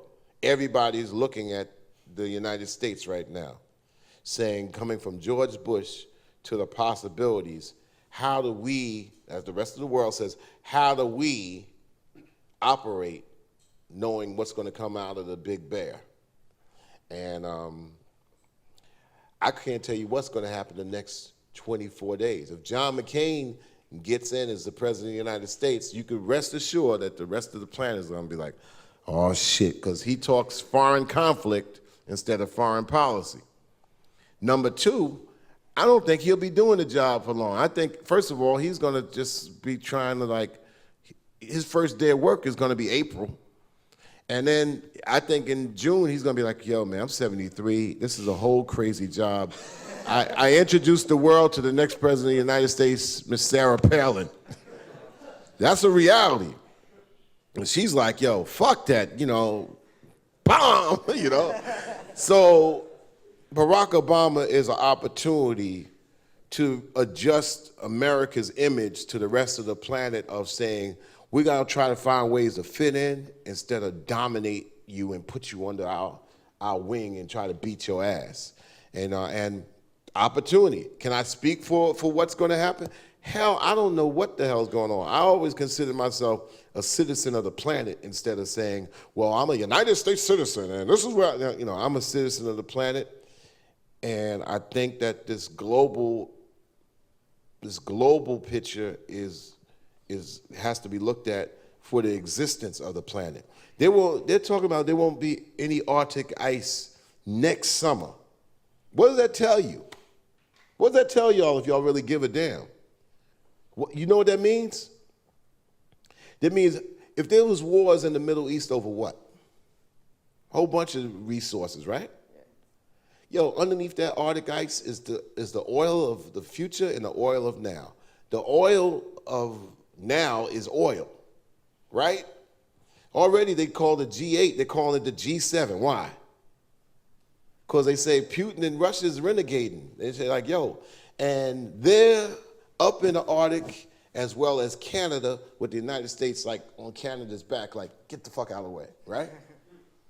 Already putting like wells, offshore drilling with plans of going into the Arctic and getting that oil. Then the oil of the future is water. Canada is right up in there, and the United States relationship with Canada will change. So all this for greed, and you got the economic system just shutting down all over the place. Yo, there's a lot of shit that's going on right now. Sometimes when people say, well, damn, man, should artists speak to this? Yeah, they should. I think that a lot of artists are speaking to this. And we're in the days of MySpace pages, iLike and Facebook, all the social networks going on that you could present your music. YouTube is a fantastic medium because I never understood, if we're in an audio-visual age, right? And cats is like, how many of y'all actually make music? Put your hands in the air. Now, how many of y'all shoot your own video? See, making music has become easy. Shooting and cutting video is a bitch, let me tell you. But you know what? In order to put yourself head and shoulders above anybody else, how could you actually say you're in the music business when you're denying the audio-visual dominance of music? Music is seen as much as it's heard today, and for the last 10 years especially. So you better get into, well, I did this track. So, okay, where's the visual? Well, we don't shoot videos. You know what I do? I pull this thing right out. Here's my little Matter of fact, I want y'all to say, what's up, Chuck? It's my little, this flip cam, you know, and this is real simple. It's USB, right? Goes right into Mac or PC or whatever. First of all, y'all say, what's up, Chuck? What's up, Chuck? Come on, y'all say it like y'all mean it. What's up, Chuck? What's up, Chuck? I'm at Red Bull Music Academy. I'm the key, one of the key notes, you know. and this is the future of the music world, and they are definitely doing it right now on Tour Rhymes and Life with your man Chuck D. All right, cool. All right. Now the thing about it, right, is you better be multimedia and set up your own station, your own networks, making beats and making music. I mean, cats been doing that shit for fucking 20 years. You better, I tell some, especially MCs. How many MCs we have out there? Okay, we got 1, 2, 3. If you making 8 tracks for your album, you got to kind of like get out of the old idea. Just like, yo, I'm making an album. Okay, you're making an album. What does that mean? You're making an album, right? How many tracks would you put on the album? In our last album, my group, we had like 17 tracks, including skits and shit. But 14 tracks. So you're making an album for 1992. Yeah. First, you got to ask why was there 17 tracks on an album back in the day in the first place? Because there was an appetite. Format can only sustain a certain amount as well. Right, the format can only sustain a certain amount, but also you were being released maybe once out of every 2 years, but then you would get everything out because their appetite for rap music was like, well, yeah, it's a lot of, it's more appetite than material. That's why we released 16 tracks on It Takes a Nation, because, the appetite was there for it. But who said that the album had to have 12 or 13, 14 tracks anyway? It was a major contract that said that you had to deliver 12 sides to a record, all right? Usually they said 12 sides, meaning 12 tracks. And this was in the 80s. And especially when the CD came into the 90s, that's why people put all their songs on an album. But if you know your musical history, in the 60s you had albums, right, that had sometimes how many cuts on it? Isaac Hayes' Hot Buttered Soul, how many tracks on it? Yeah, 4. 4 tracks. The Doors, name some of the Doors albums. They had 6, 7 songs on it. Now sometimes artists in the 60s released 3 albums in a year, right? Yeah. Because that was the marketplace coming into the birth of albums in the album-oriented marketplace that started to accept that. We're in a different marketplace than the 90s. So 17 tracks might mean that you, in one 17-track album, in the digital world, that's maybe 3 albums. Because who says that one of your albums can't be, 5 tracks, the other one 7, and the other one 4? You put your artwork, you put your concept behind it, and you actually able to make a digital release of it. Now, of course, if you're making a CD, you might have to put 17 tracks all on a CD, if you believe that the CD is the format of the future. The CD is a format of now, but blank CDs are the ones that sell the most. So get yourself out of the 90s way of the musical thinking and develop your own thinking. Now here's another thing. If you do a 4-track album, 5-track album, you should do a video for every single album. Now, what's your standard of video? It doesn't have to be what you see on music television.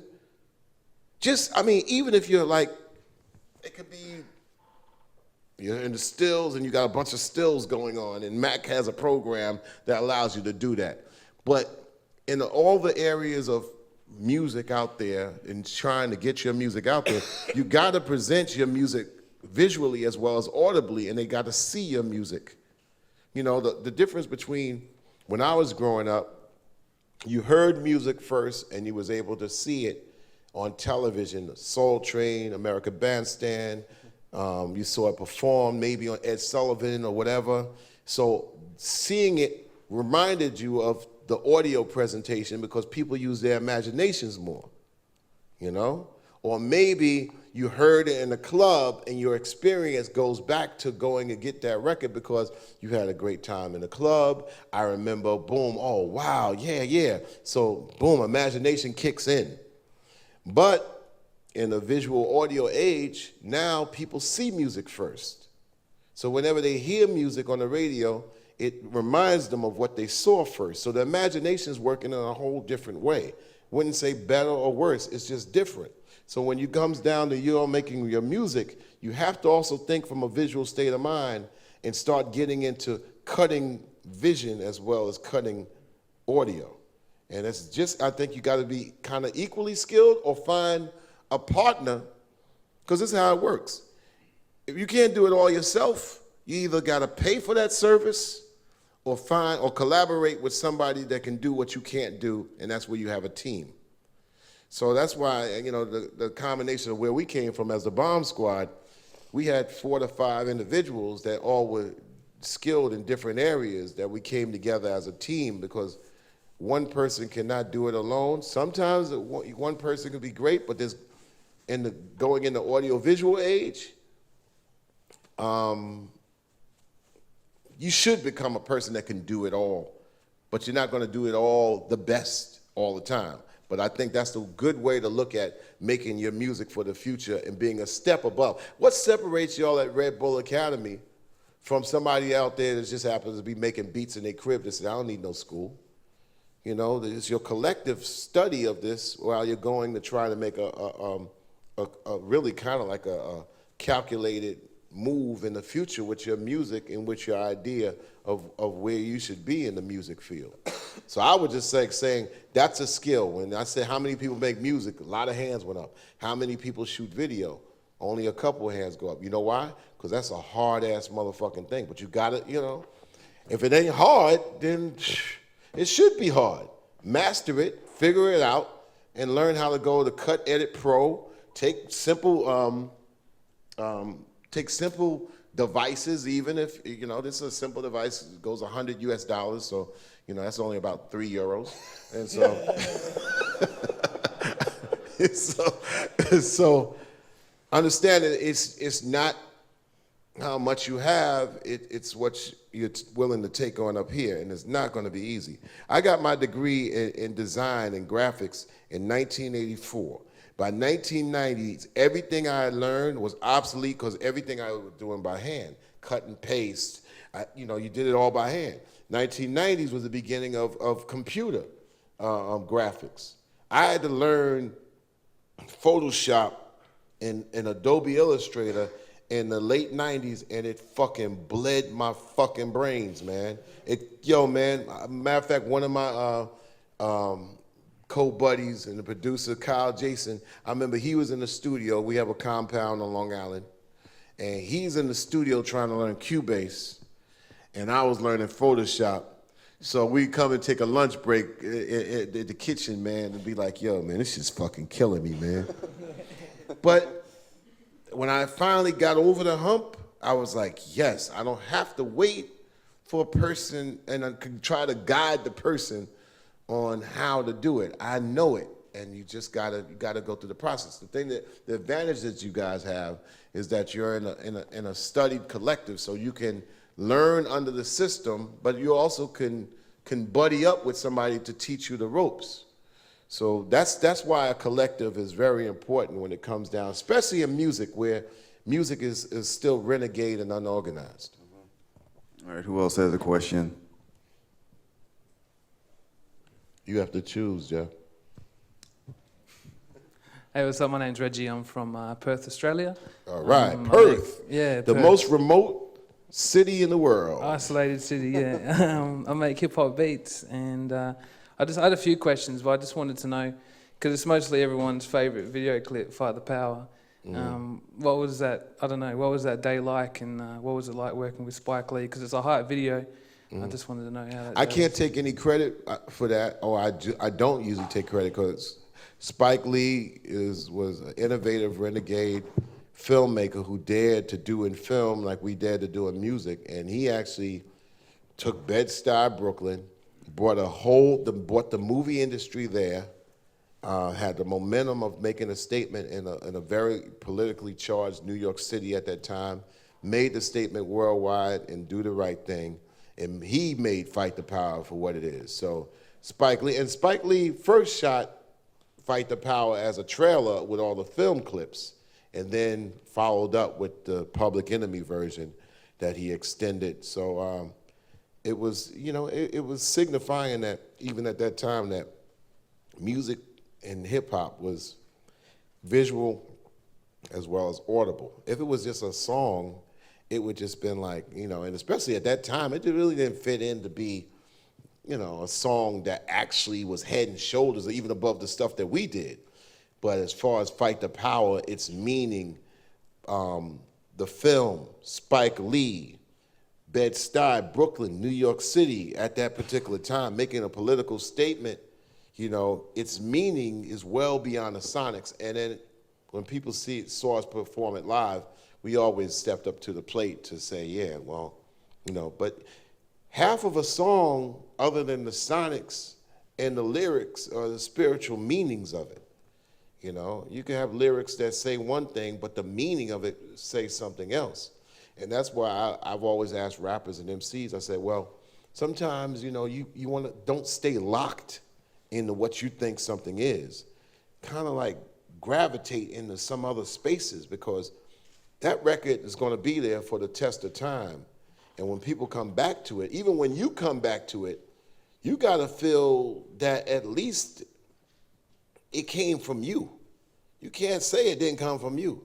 And we know we all can make excuses, I mean, there's some songs I made that I'll be like, dang, yeah, all right, that's how I thought at that particular time, yeah. Do you feel great about it? Nah, but this is the meaning about it, But you want to kind of like make most of the songs in your career represent where you're going to be in your life, because it's an extension of you and your soul.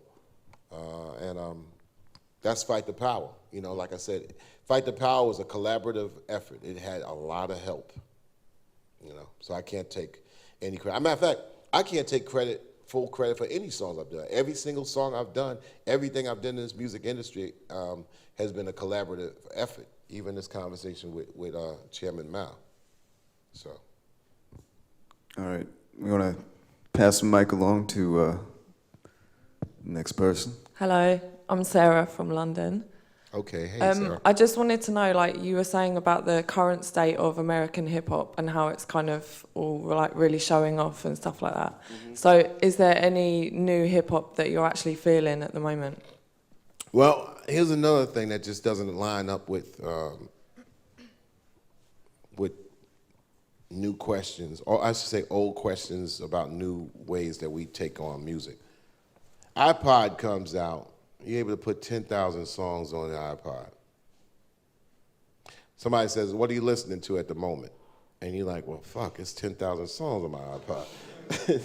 If I give you a top 20, do I give you a top 20 for the last 5 minutes?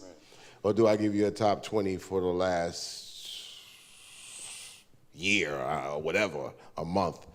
Because you have a lot of selections. You could carry the soundtrack of your life along with you. To answer your question, I think there's all kinds of acts that or don't get natural, great exposure.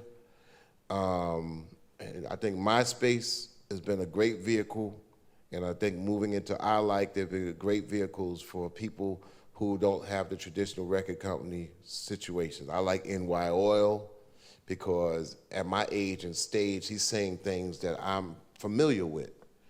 I think, I think the Roots to me are the epitome, and when we talked about them last night, I think what the Roots are doing right now, they're kicking into their second phase of their career, which speaks to me even more, because just that Questlove is just going into that second zone of confidence as a band leader with hip-hop sensibilities and futuristic thoughts, with a passion for the past and legacy, that he's going to a place that few people have ventured into.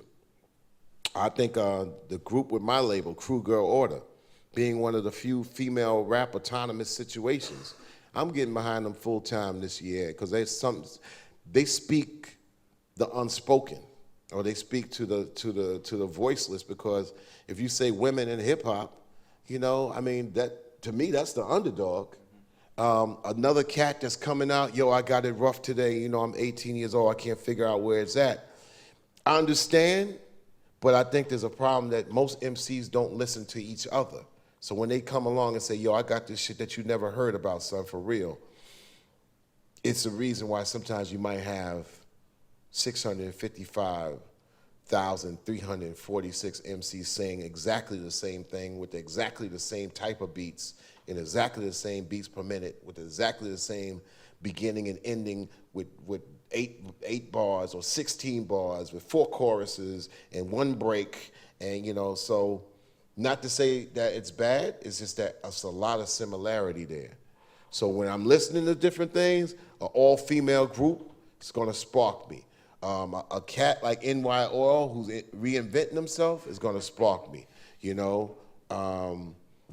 Certain things, the Roots, who take it from a band aesthetic into a hip hop aesthetic with Black Thought riding, you know, these different waves, it's gonna spark me. But then again, Big Joe Turner is turning me out right now too for some reason, because he's saying, you know, music from the past is just as unknown as music in the future.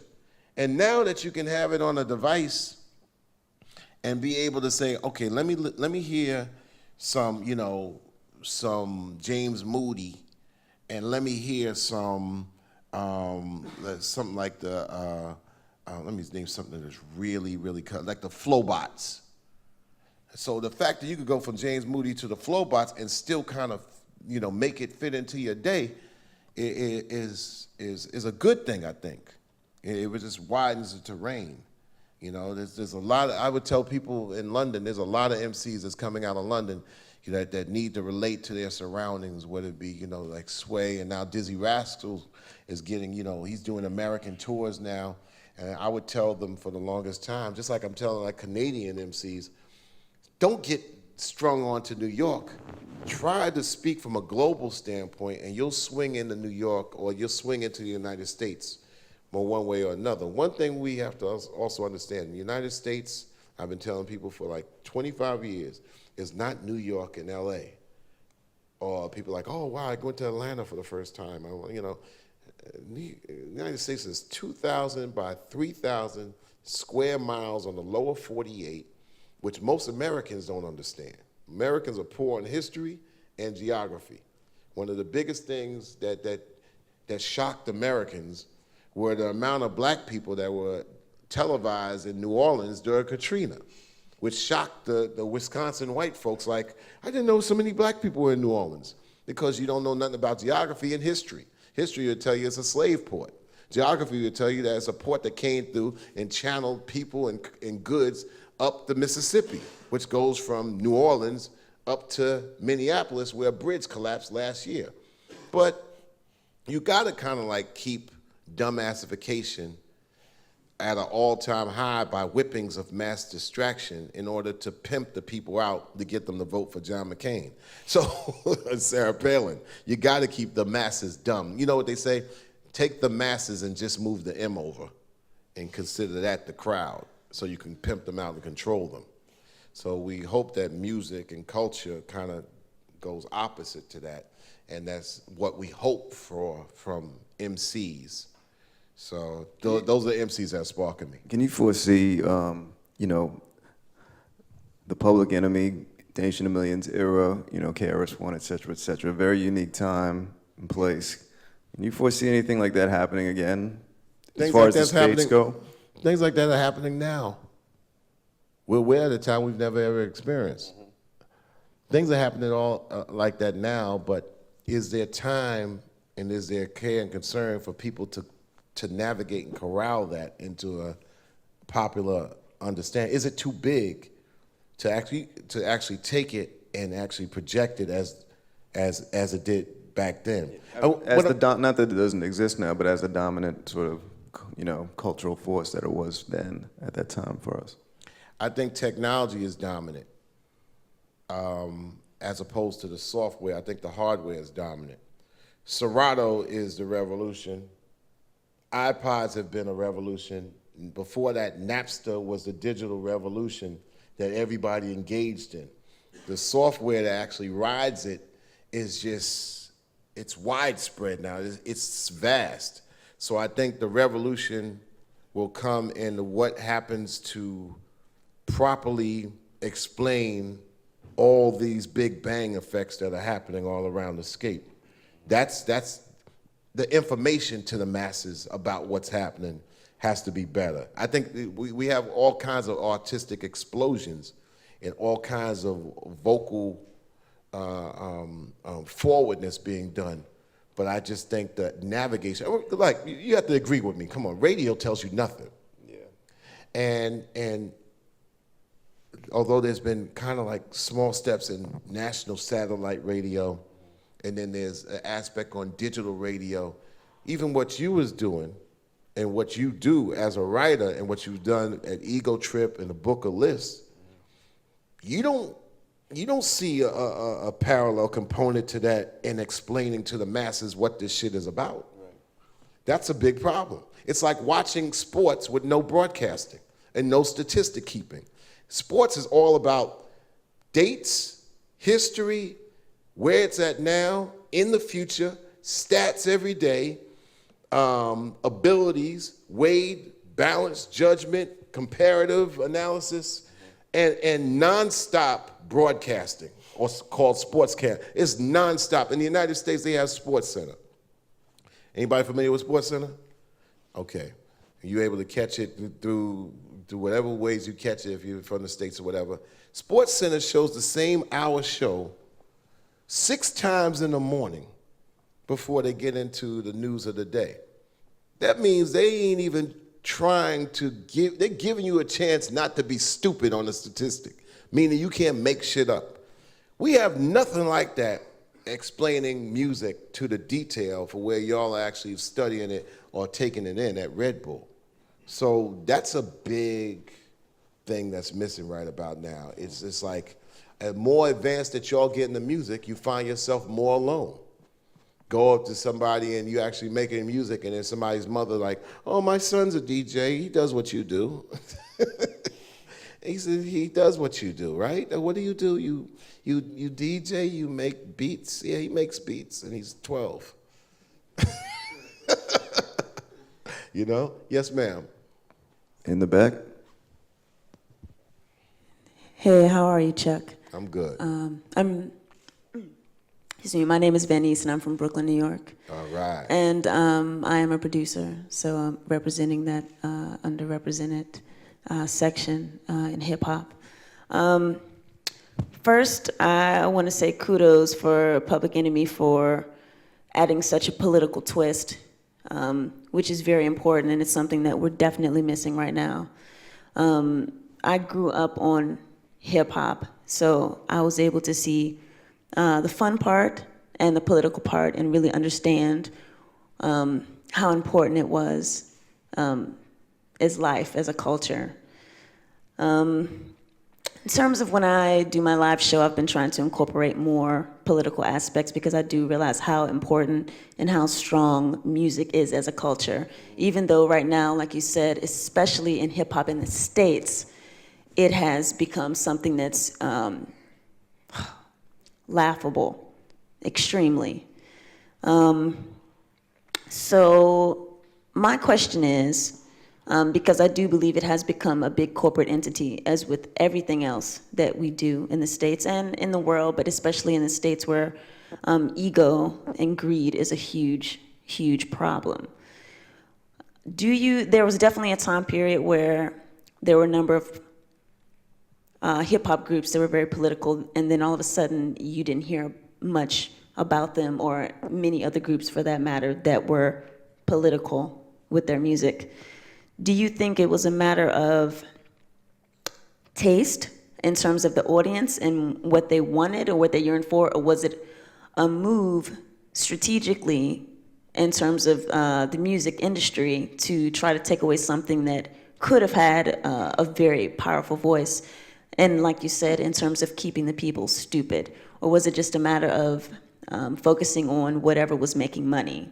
Like, is it something that just happened, or was it a strategic move? Because I do believe that just like our mass media, our education system, everything in the States, regardless of how great they make it appear to be, it's made to make us, as they say, sheeple.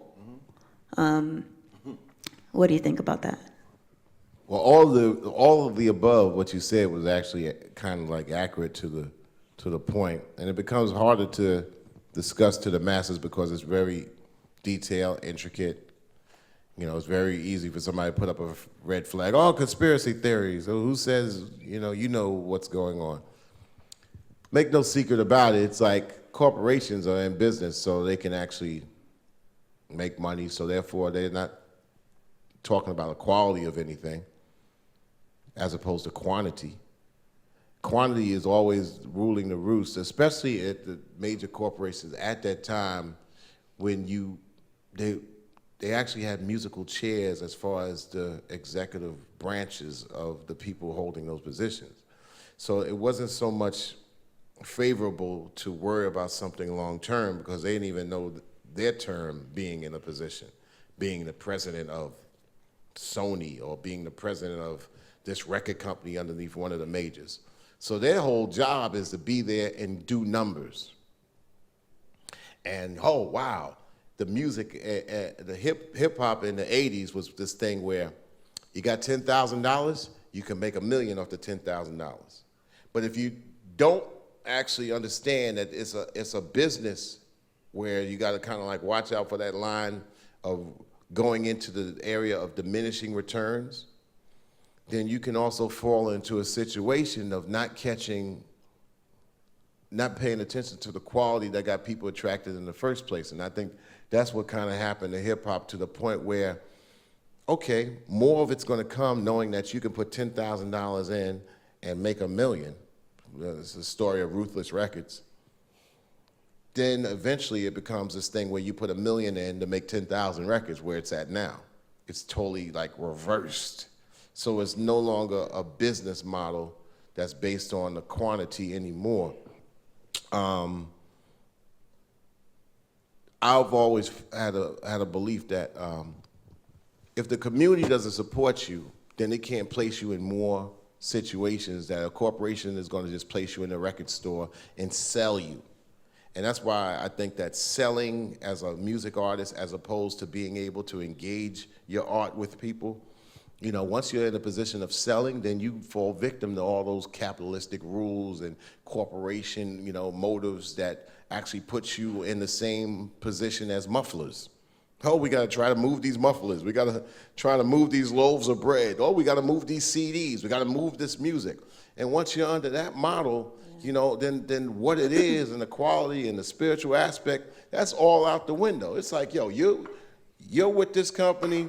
You sell the units. You don't sell the units. You out of there. But what happens if people can't support it if it doesn't exist, or if they don't know it exists? No, I don't understand. Like you say, okay, if your community isn't, if your audience isn't there in terms of whatever it is music that you're delivering, if they're not putting it out there, it's different now just because the business model is independent. Because it's never been supported by education. Education is a system that supports books.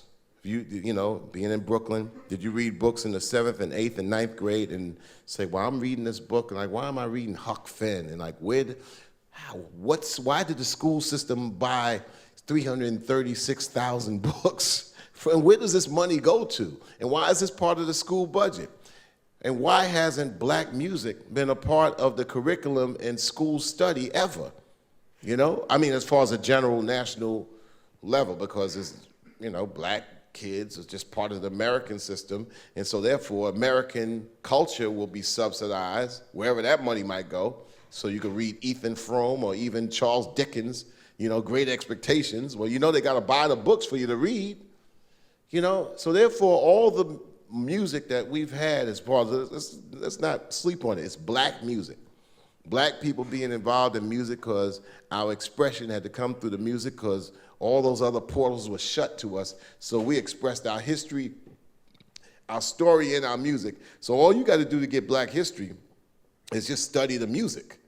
You go back to the first recording, Thomas Edison, 1877, Mary Had a Little Lamb, and not far from there are black people singing spirituals or whatever, and music that will tell you about that time, you know, going into ragtime, going into blues, jazz, or whatever, and you get the history by default, which teaches you all the appendages on how to actually learn what you gotta learn.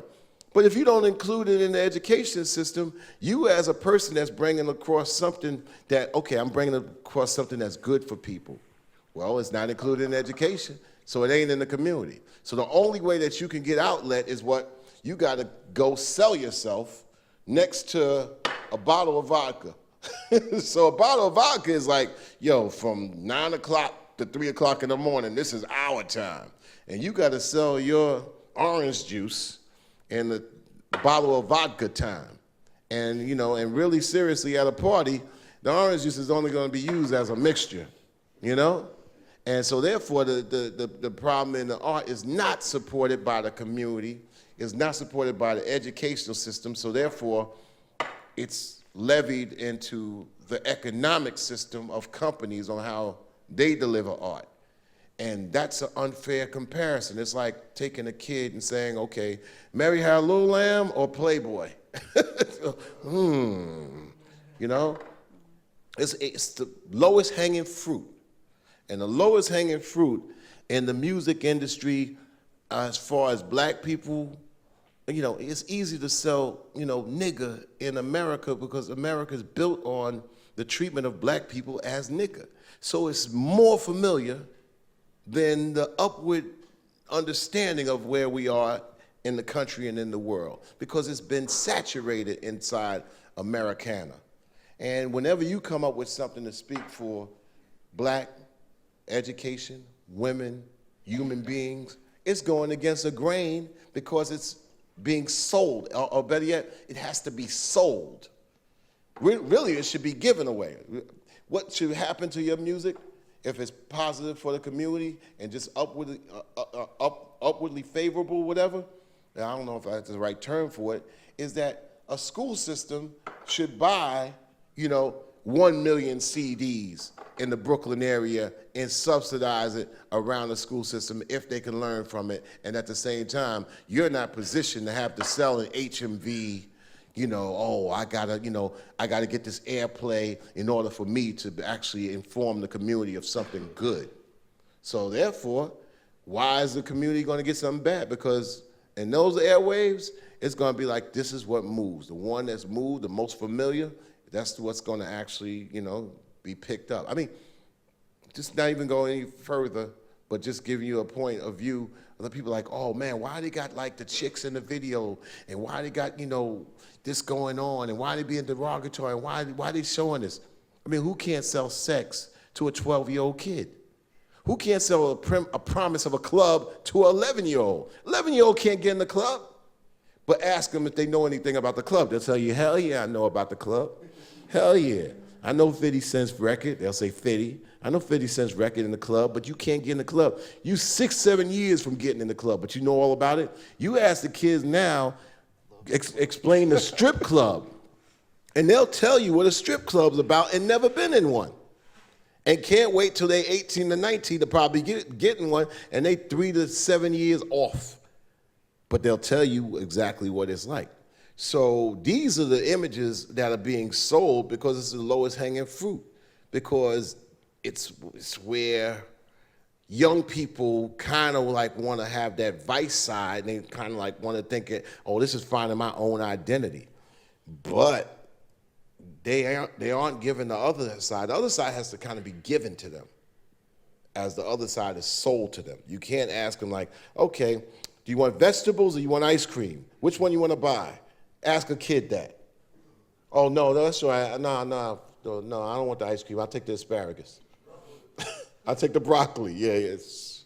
And that's the same thing that's happening in music and culture. The culture, if it's positive and forward, it has to be supported by what the community is already spending its money on in education. So culture, but the structure in America don't consider culture or black people's culture in music even being part of an education system, because they say it's not enough there and it doesn't speak to everybody. So what? That's crazy, because black music has spoken to everybody across the world. That's why you find out, or musicians would tell you for the longest period of time, I go to other places in the world and they know everything I'm doing, and I come back to the United States on the same block, they don't know who the hell I am, but an old ass man, you know? So how they getting it? How they getting it?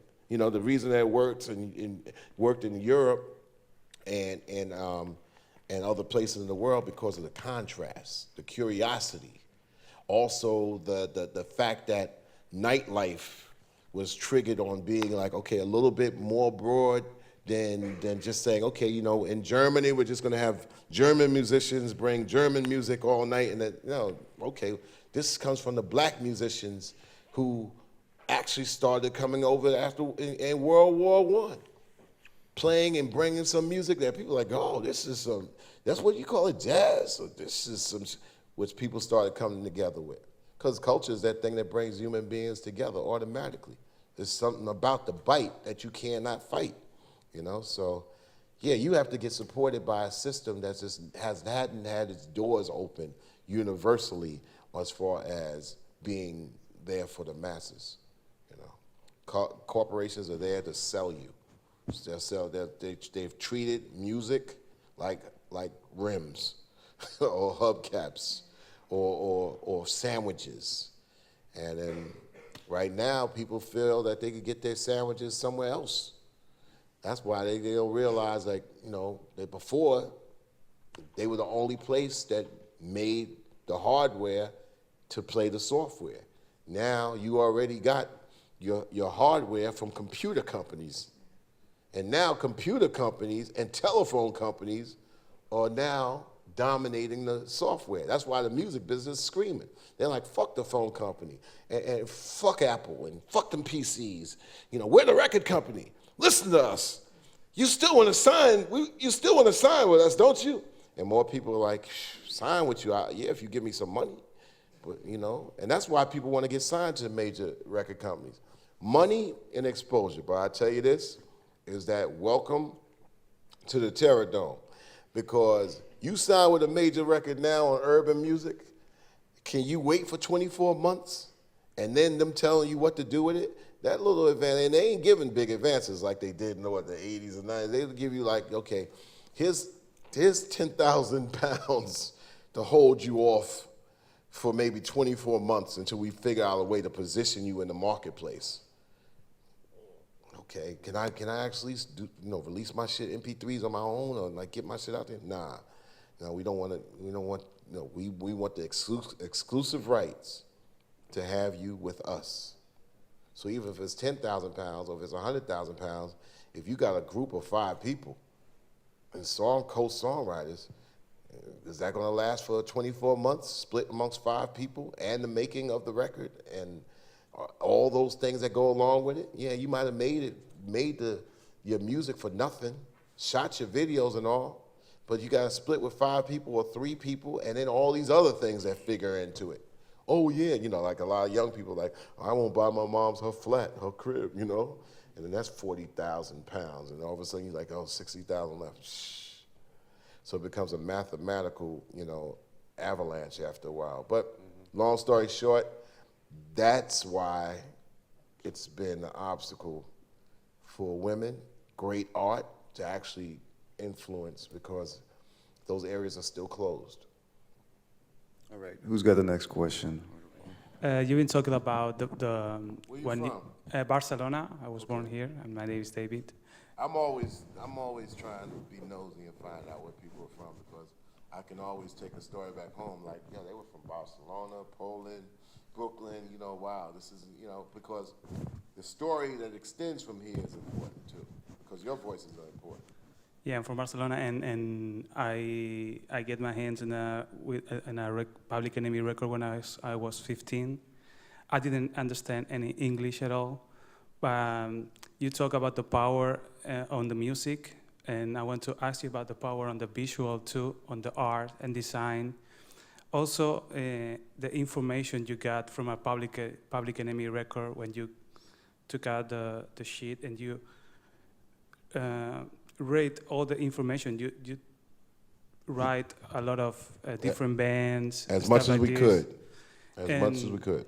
I think the logo too is a powerful logo, one of the best logos in the music history for me. And also the concept of organization you give with the way Public Enemy was, all the and the shows and stuff like this. I want to know who came with the concept of the logo and the art in the albums. Yeah, we all came with the concept of trying to present yourself visual and also putting as much information onto an album as possible. It's all important because we didn't have much time. This is before they made videos, so we had to be able to explain ourselves. Just like when we called it the cereal box theory. It's just like you go into a store, you see the cereal box, and the most you could do is read the box. And then when you eat the food, you want to read the box still. And just turn it around and see the ingredients and see all the stuff on the back. So we wanted to be able to get everything out into the artwork and the presentation, the imagery. I designed the logo from a designer aspect. I always like to see the rock and roll guys. They had logos and stuff like that. I said, why couldn't it be the same in rap? Because I liked art and design as far as making the music legitimate as much as the other genres. And then, like being a fan of history, you take and borrow from all the things that you see to make a visual presentation. We didn't make up anything. We just kind of like took and borrowed from the area of visual, I guess, visual aspects that we seen all our lives. Any participants with questions? Yeah. My name is José. I'm from Rio de Janeiro, Brazil. All right. And I'd like to know, like you said, you started to MCing because you went to parties and you were pissed off because the guys were whack. And like, how come you became so political after that? How your entertainment thing got into political, and how you feel about this all the rappers that now are just entertainment, no politics at all. We were fortunate to come at another time. I was born in 1960. So when I was born, I had Negro on my birth certificate. And civil rights was 1965. I was 5 years old. Malcolm X was killed in 1965. I remember that. Dr. Martin Luther King was killed in 1968. I was 8 years old. Vietnam War was from 1963 all the way to 1971. I remember that very clearly. I wrote Black Steel in the Hour of Chaos after my uncle actually had an officer come to the house, hand him a letter and say he had to be drafted into the Vietnam War. He opened the letter and just dropped it on the table, and it just graduated high school. So these are things that's already inside me, as well as the music. Say It Loud, I'm Black and I'm Proud by James Brown. It said that we black, we not colored, we not Negro, we black. We speak to the world because it's how we looked. Curtis Mayfield, always spoke inspiration. These are already music in the house. So it's already inside me. So when rap music came out later on, you speak a lot of words, you speak where you come from and what you know. So I mean, if you're gonna say a lot, say what you know. So that's how that whole, people are like, well, you're political, but no, this is where I come from because this is what's inside me. And I think a lot of times when rappers try to copy a political stance, it wasn't inside them the same way. It may have been born in 75 or 1982.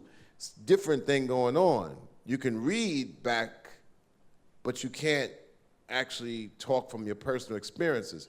That can help out too, by reading back and talking to people to help build your experiences. Huh? It's not like living it. Yeah, it's not like living the like you said, you live it through the war, through the... But you live it, but it's watching and reacting to people who are actually living it and talking to you. That's like when in '80, when Reagan and Bush came along, they knocked out plenty of opportunities. So people were responding to all of a sudden a lot of guns in the community from nowhere, drugs in the communities from nowhere. All of a sudden it's like it goes from weed to cocaine in 3 years. Like who, how, what? So you have conversations with people, but you also have people in your own family who are wiped out from these things. So you comment on it. Things in the 90s and in the millennium, you gotta understand, Bill Clinton came along in the United States and it seemed like people partied for 8 years. So P. Diddy comes along and he might party in 96 and 97 because Bill Clinton is going around saying he's a black president. So people, kind of went to sleep a little bit and say, well, you don't have to be aggressively important. And also Bill Clinton cut off the rest of the world, so he kind of like made America a focal point. And so it was a party time, but around the rest of the world, policies were enacted on the rest of the planet that was still very American-like. But it just wasn't reflected in the rap music at the time, which was celebrate the good times. That's why one of the reasons, just briefly speaking, why I think that America didn't go for Hillary Clinton versus Barack Obama. Because I think America was just tired of, Reagan, Bush, Clinton, Bush, Clinton. They're like, no. There's like enough of that shit. We don't want no dynasty going on. So I think that has something to do with that. Why people just say, we can't stop it, start with something anew, sort of. So that's where we're at right now. So that was a good point that you brought up. I mean, yeah, it's already was inside of me. So I could not actually ask for somebody who's 10 years younger than me to try to share that point of view because I remember seeing these things. I think is there one last question we're going to take before we break for lunch?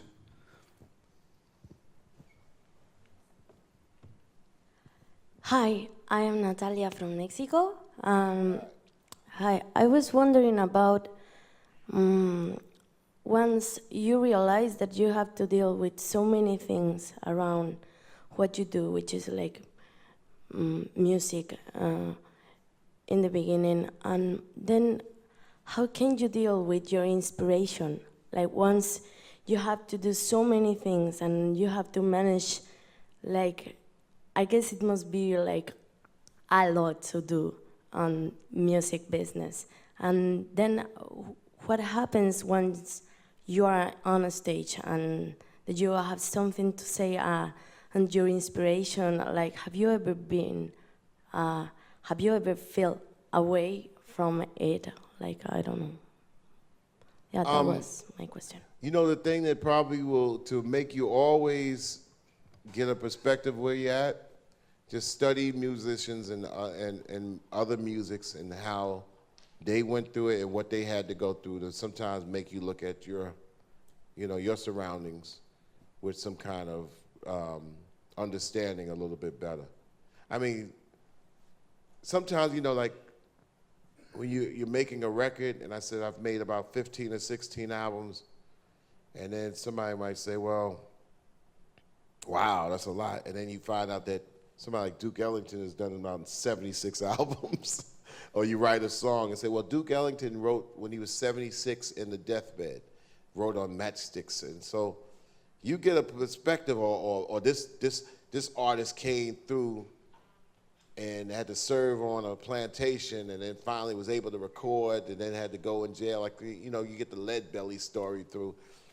I say study other musicians and what they've gone through in the past, even in the present, or even, artists around you, and you'll find out where you're at. You'll get inspiration from other artists.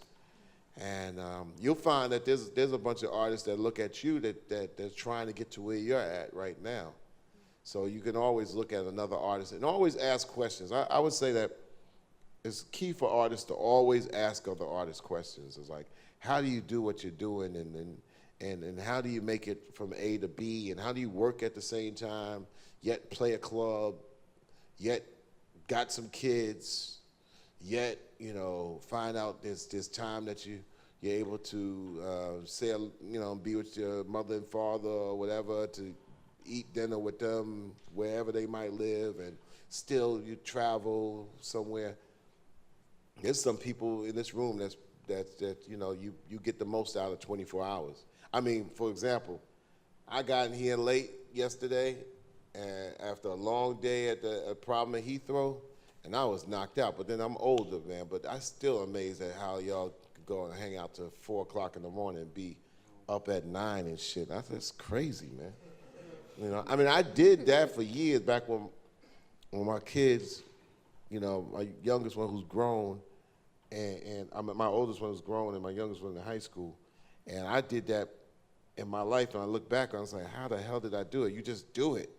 And I remember when they were single digits, and I would go on the tour, then get back, and then take them to school. It's, you know, I'll finish coming out of the studio at 5 in the morning, take them to school at 7, sleep for an hour, answer calls, do interviews, pick them up at school at 3, feed them, go somewhere, and then at 9 be back in the studio again and do it over and over. And then, okay, yeah, got to go to UK for 3 days. Oh yeah, go to California, you got to speak here, and then still do all this thing. I mean, you look back on it and it says, oh yeah, it's 24 hours in a day. But here's a good way to look at time, y'all. You can't master time. You only can manage it. And sometimes you can't share time because time is different to different people. Sometimes it's easy to look at 24 hours like it is and break your hours down into minutes. Because instead of saying, well, I did it for an hour, break your hour into 60 minutes and dedicate minutes to something. And then 60 minutes, break those down to seconds. That's why I've always been a person to tell artists, be very fair to your fans. Be very fair to your fans like family. Not fans, but fams. Because if you have these bodyguards keeping you away, 5 people come to you, you keep them away, you can spend 2 minutes and give quality time in 2 minutes to 5 people to make them feel it for a lifetime. You spend 10 minutes trying to keep them away. You can spend 2 minutes to see them, hey, how you doing? Oh, wow, what are you doing? Boom, boom, boom, boom, boom, boom, boom, boom, boom. And in 2 minutes, you shook everybody's hand, which only takes what? It only takes 6 seconds to shake 5 people's hands. It only takes 10 seconds to shake 5 people's hands and look them in the eye and say hello, you know? So a lot of these things that this industry tries to do, like, oh, bodyguards and the VIP section and stay away, they spend more time and energy fighting people to stay away instead of engaging them to come in and exchanging and communicating. And that's what this business has to work on. It has to work on better public relations. And when public relations comes and where the audience and then the performer actually become as one, then you have something that's around for a long time, which was some true respect. So, you know, I look at these places, they got all this security and you know, these big bodyguards, and I'm like saying, man, ain't nobody trying to like beat up on this artist, you know, and the artist got 5 bodyguards. Like, what the hell are people gonna do to this one blue person, you know? So, I mean, I won't even name some names. I've seen some people that got all this, you know, these bodyguards around to protect them from what? Saying hello? So that's how you guys want to also treat it too. Your public is your relations. That's why I say public relations is very important, you know. So I think you just got to look at situations carefully and look at time carefully too. That's my only thing I can say to that. Thank you for the opportunity to speak in front of you. And I would say keep on doing the music, keep on realizing how fun it is, and keep that youthful spirit of knowing that you're cultural ambassadors. And so whenever you go home to your countries, understand that the music and the culture is the thing that ties us all together as human beings on this very important planet. Thank you.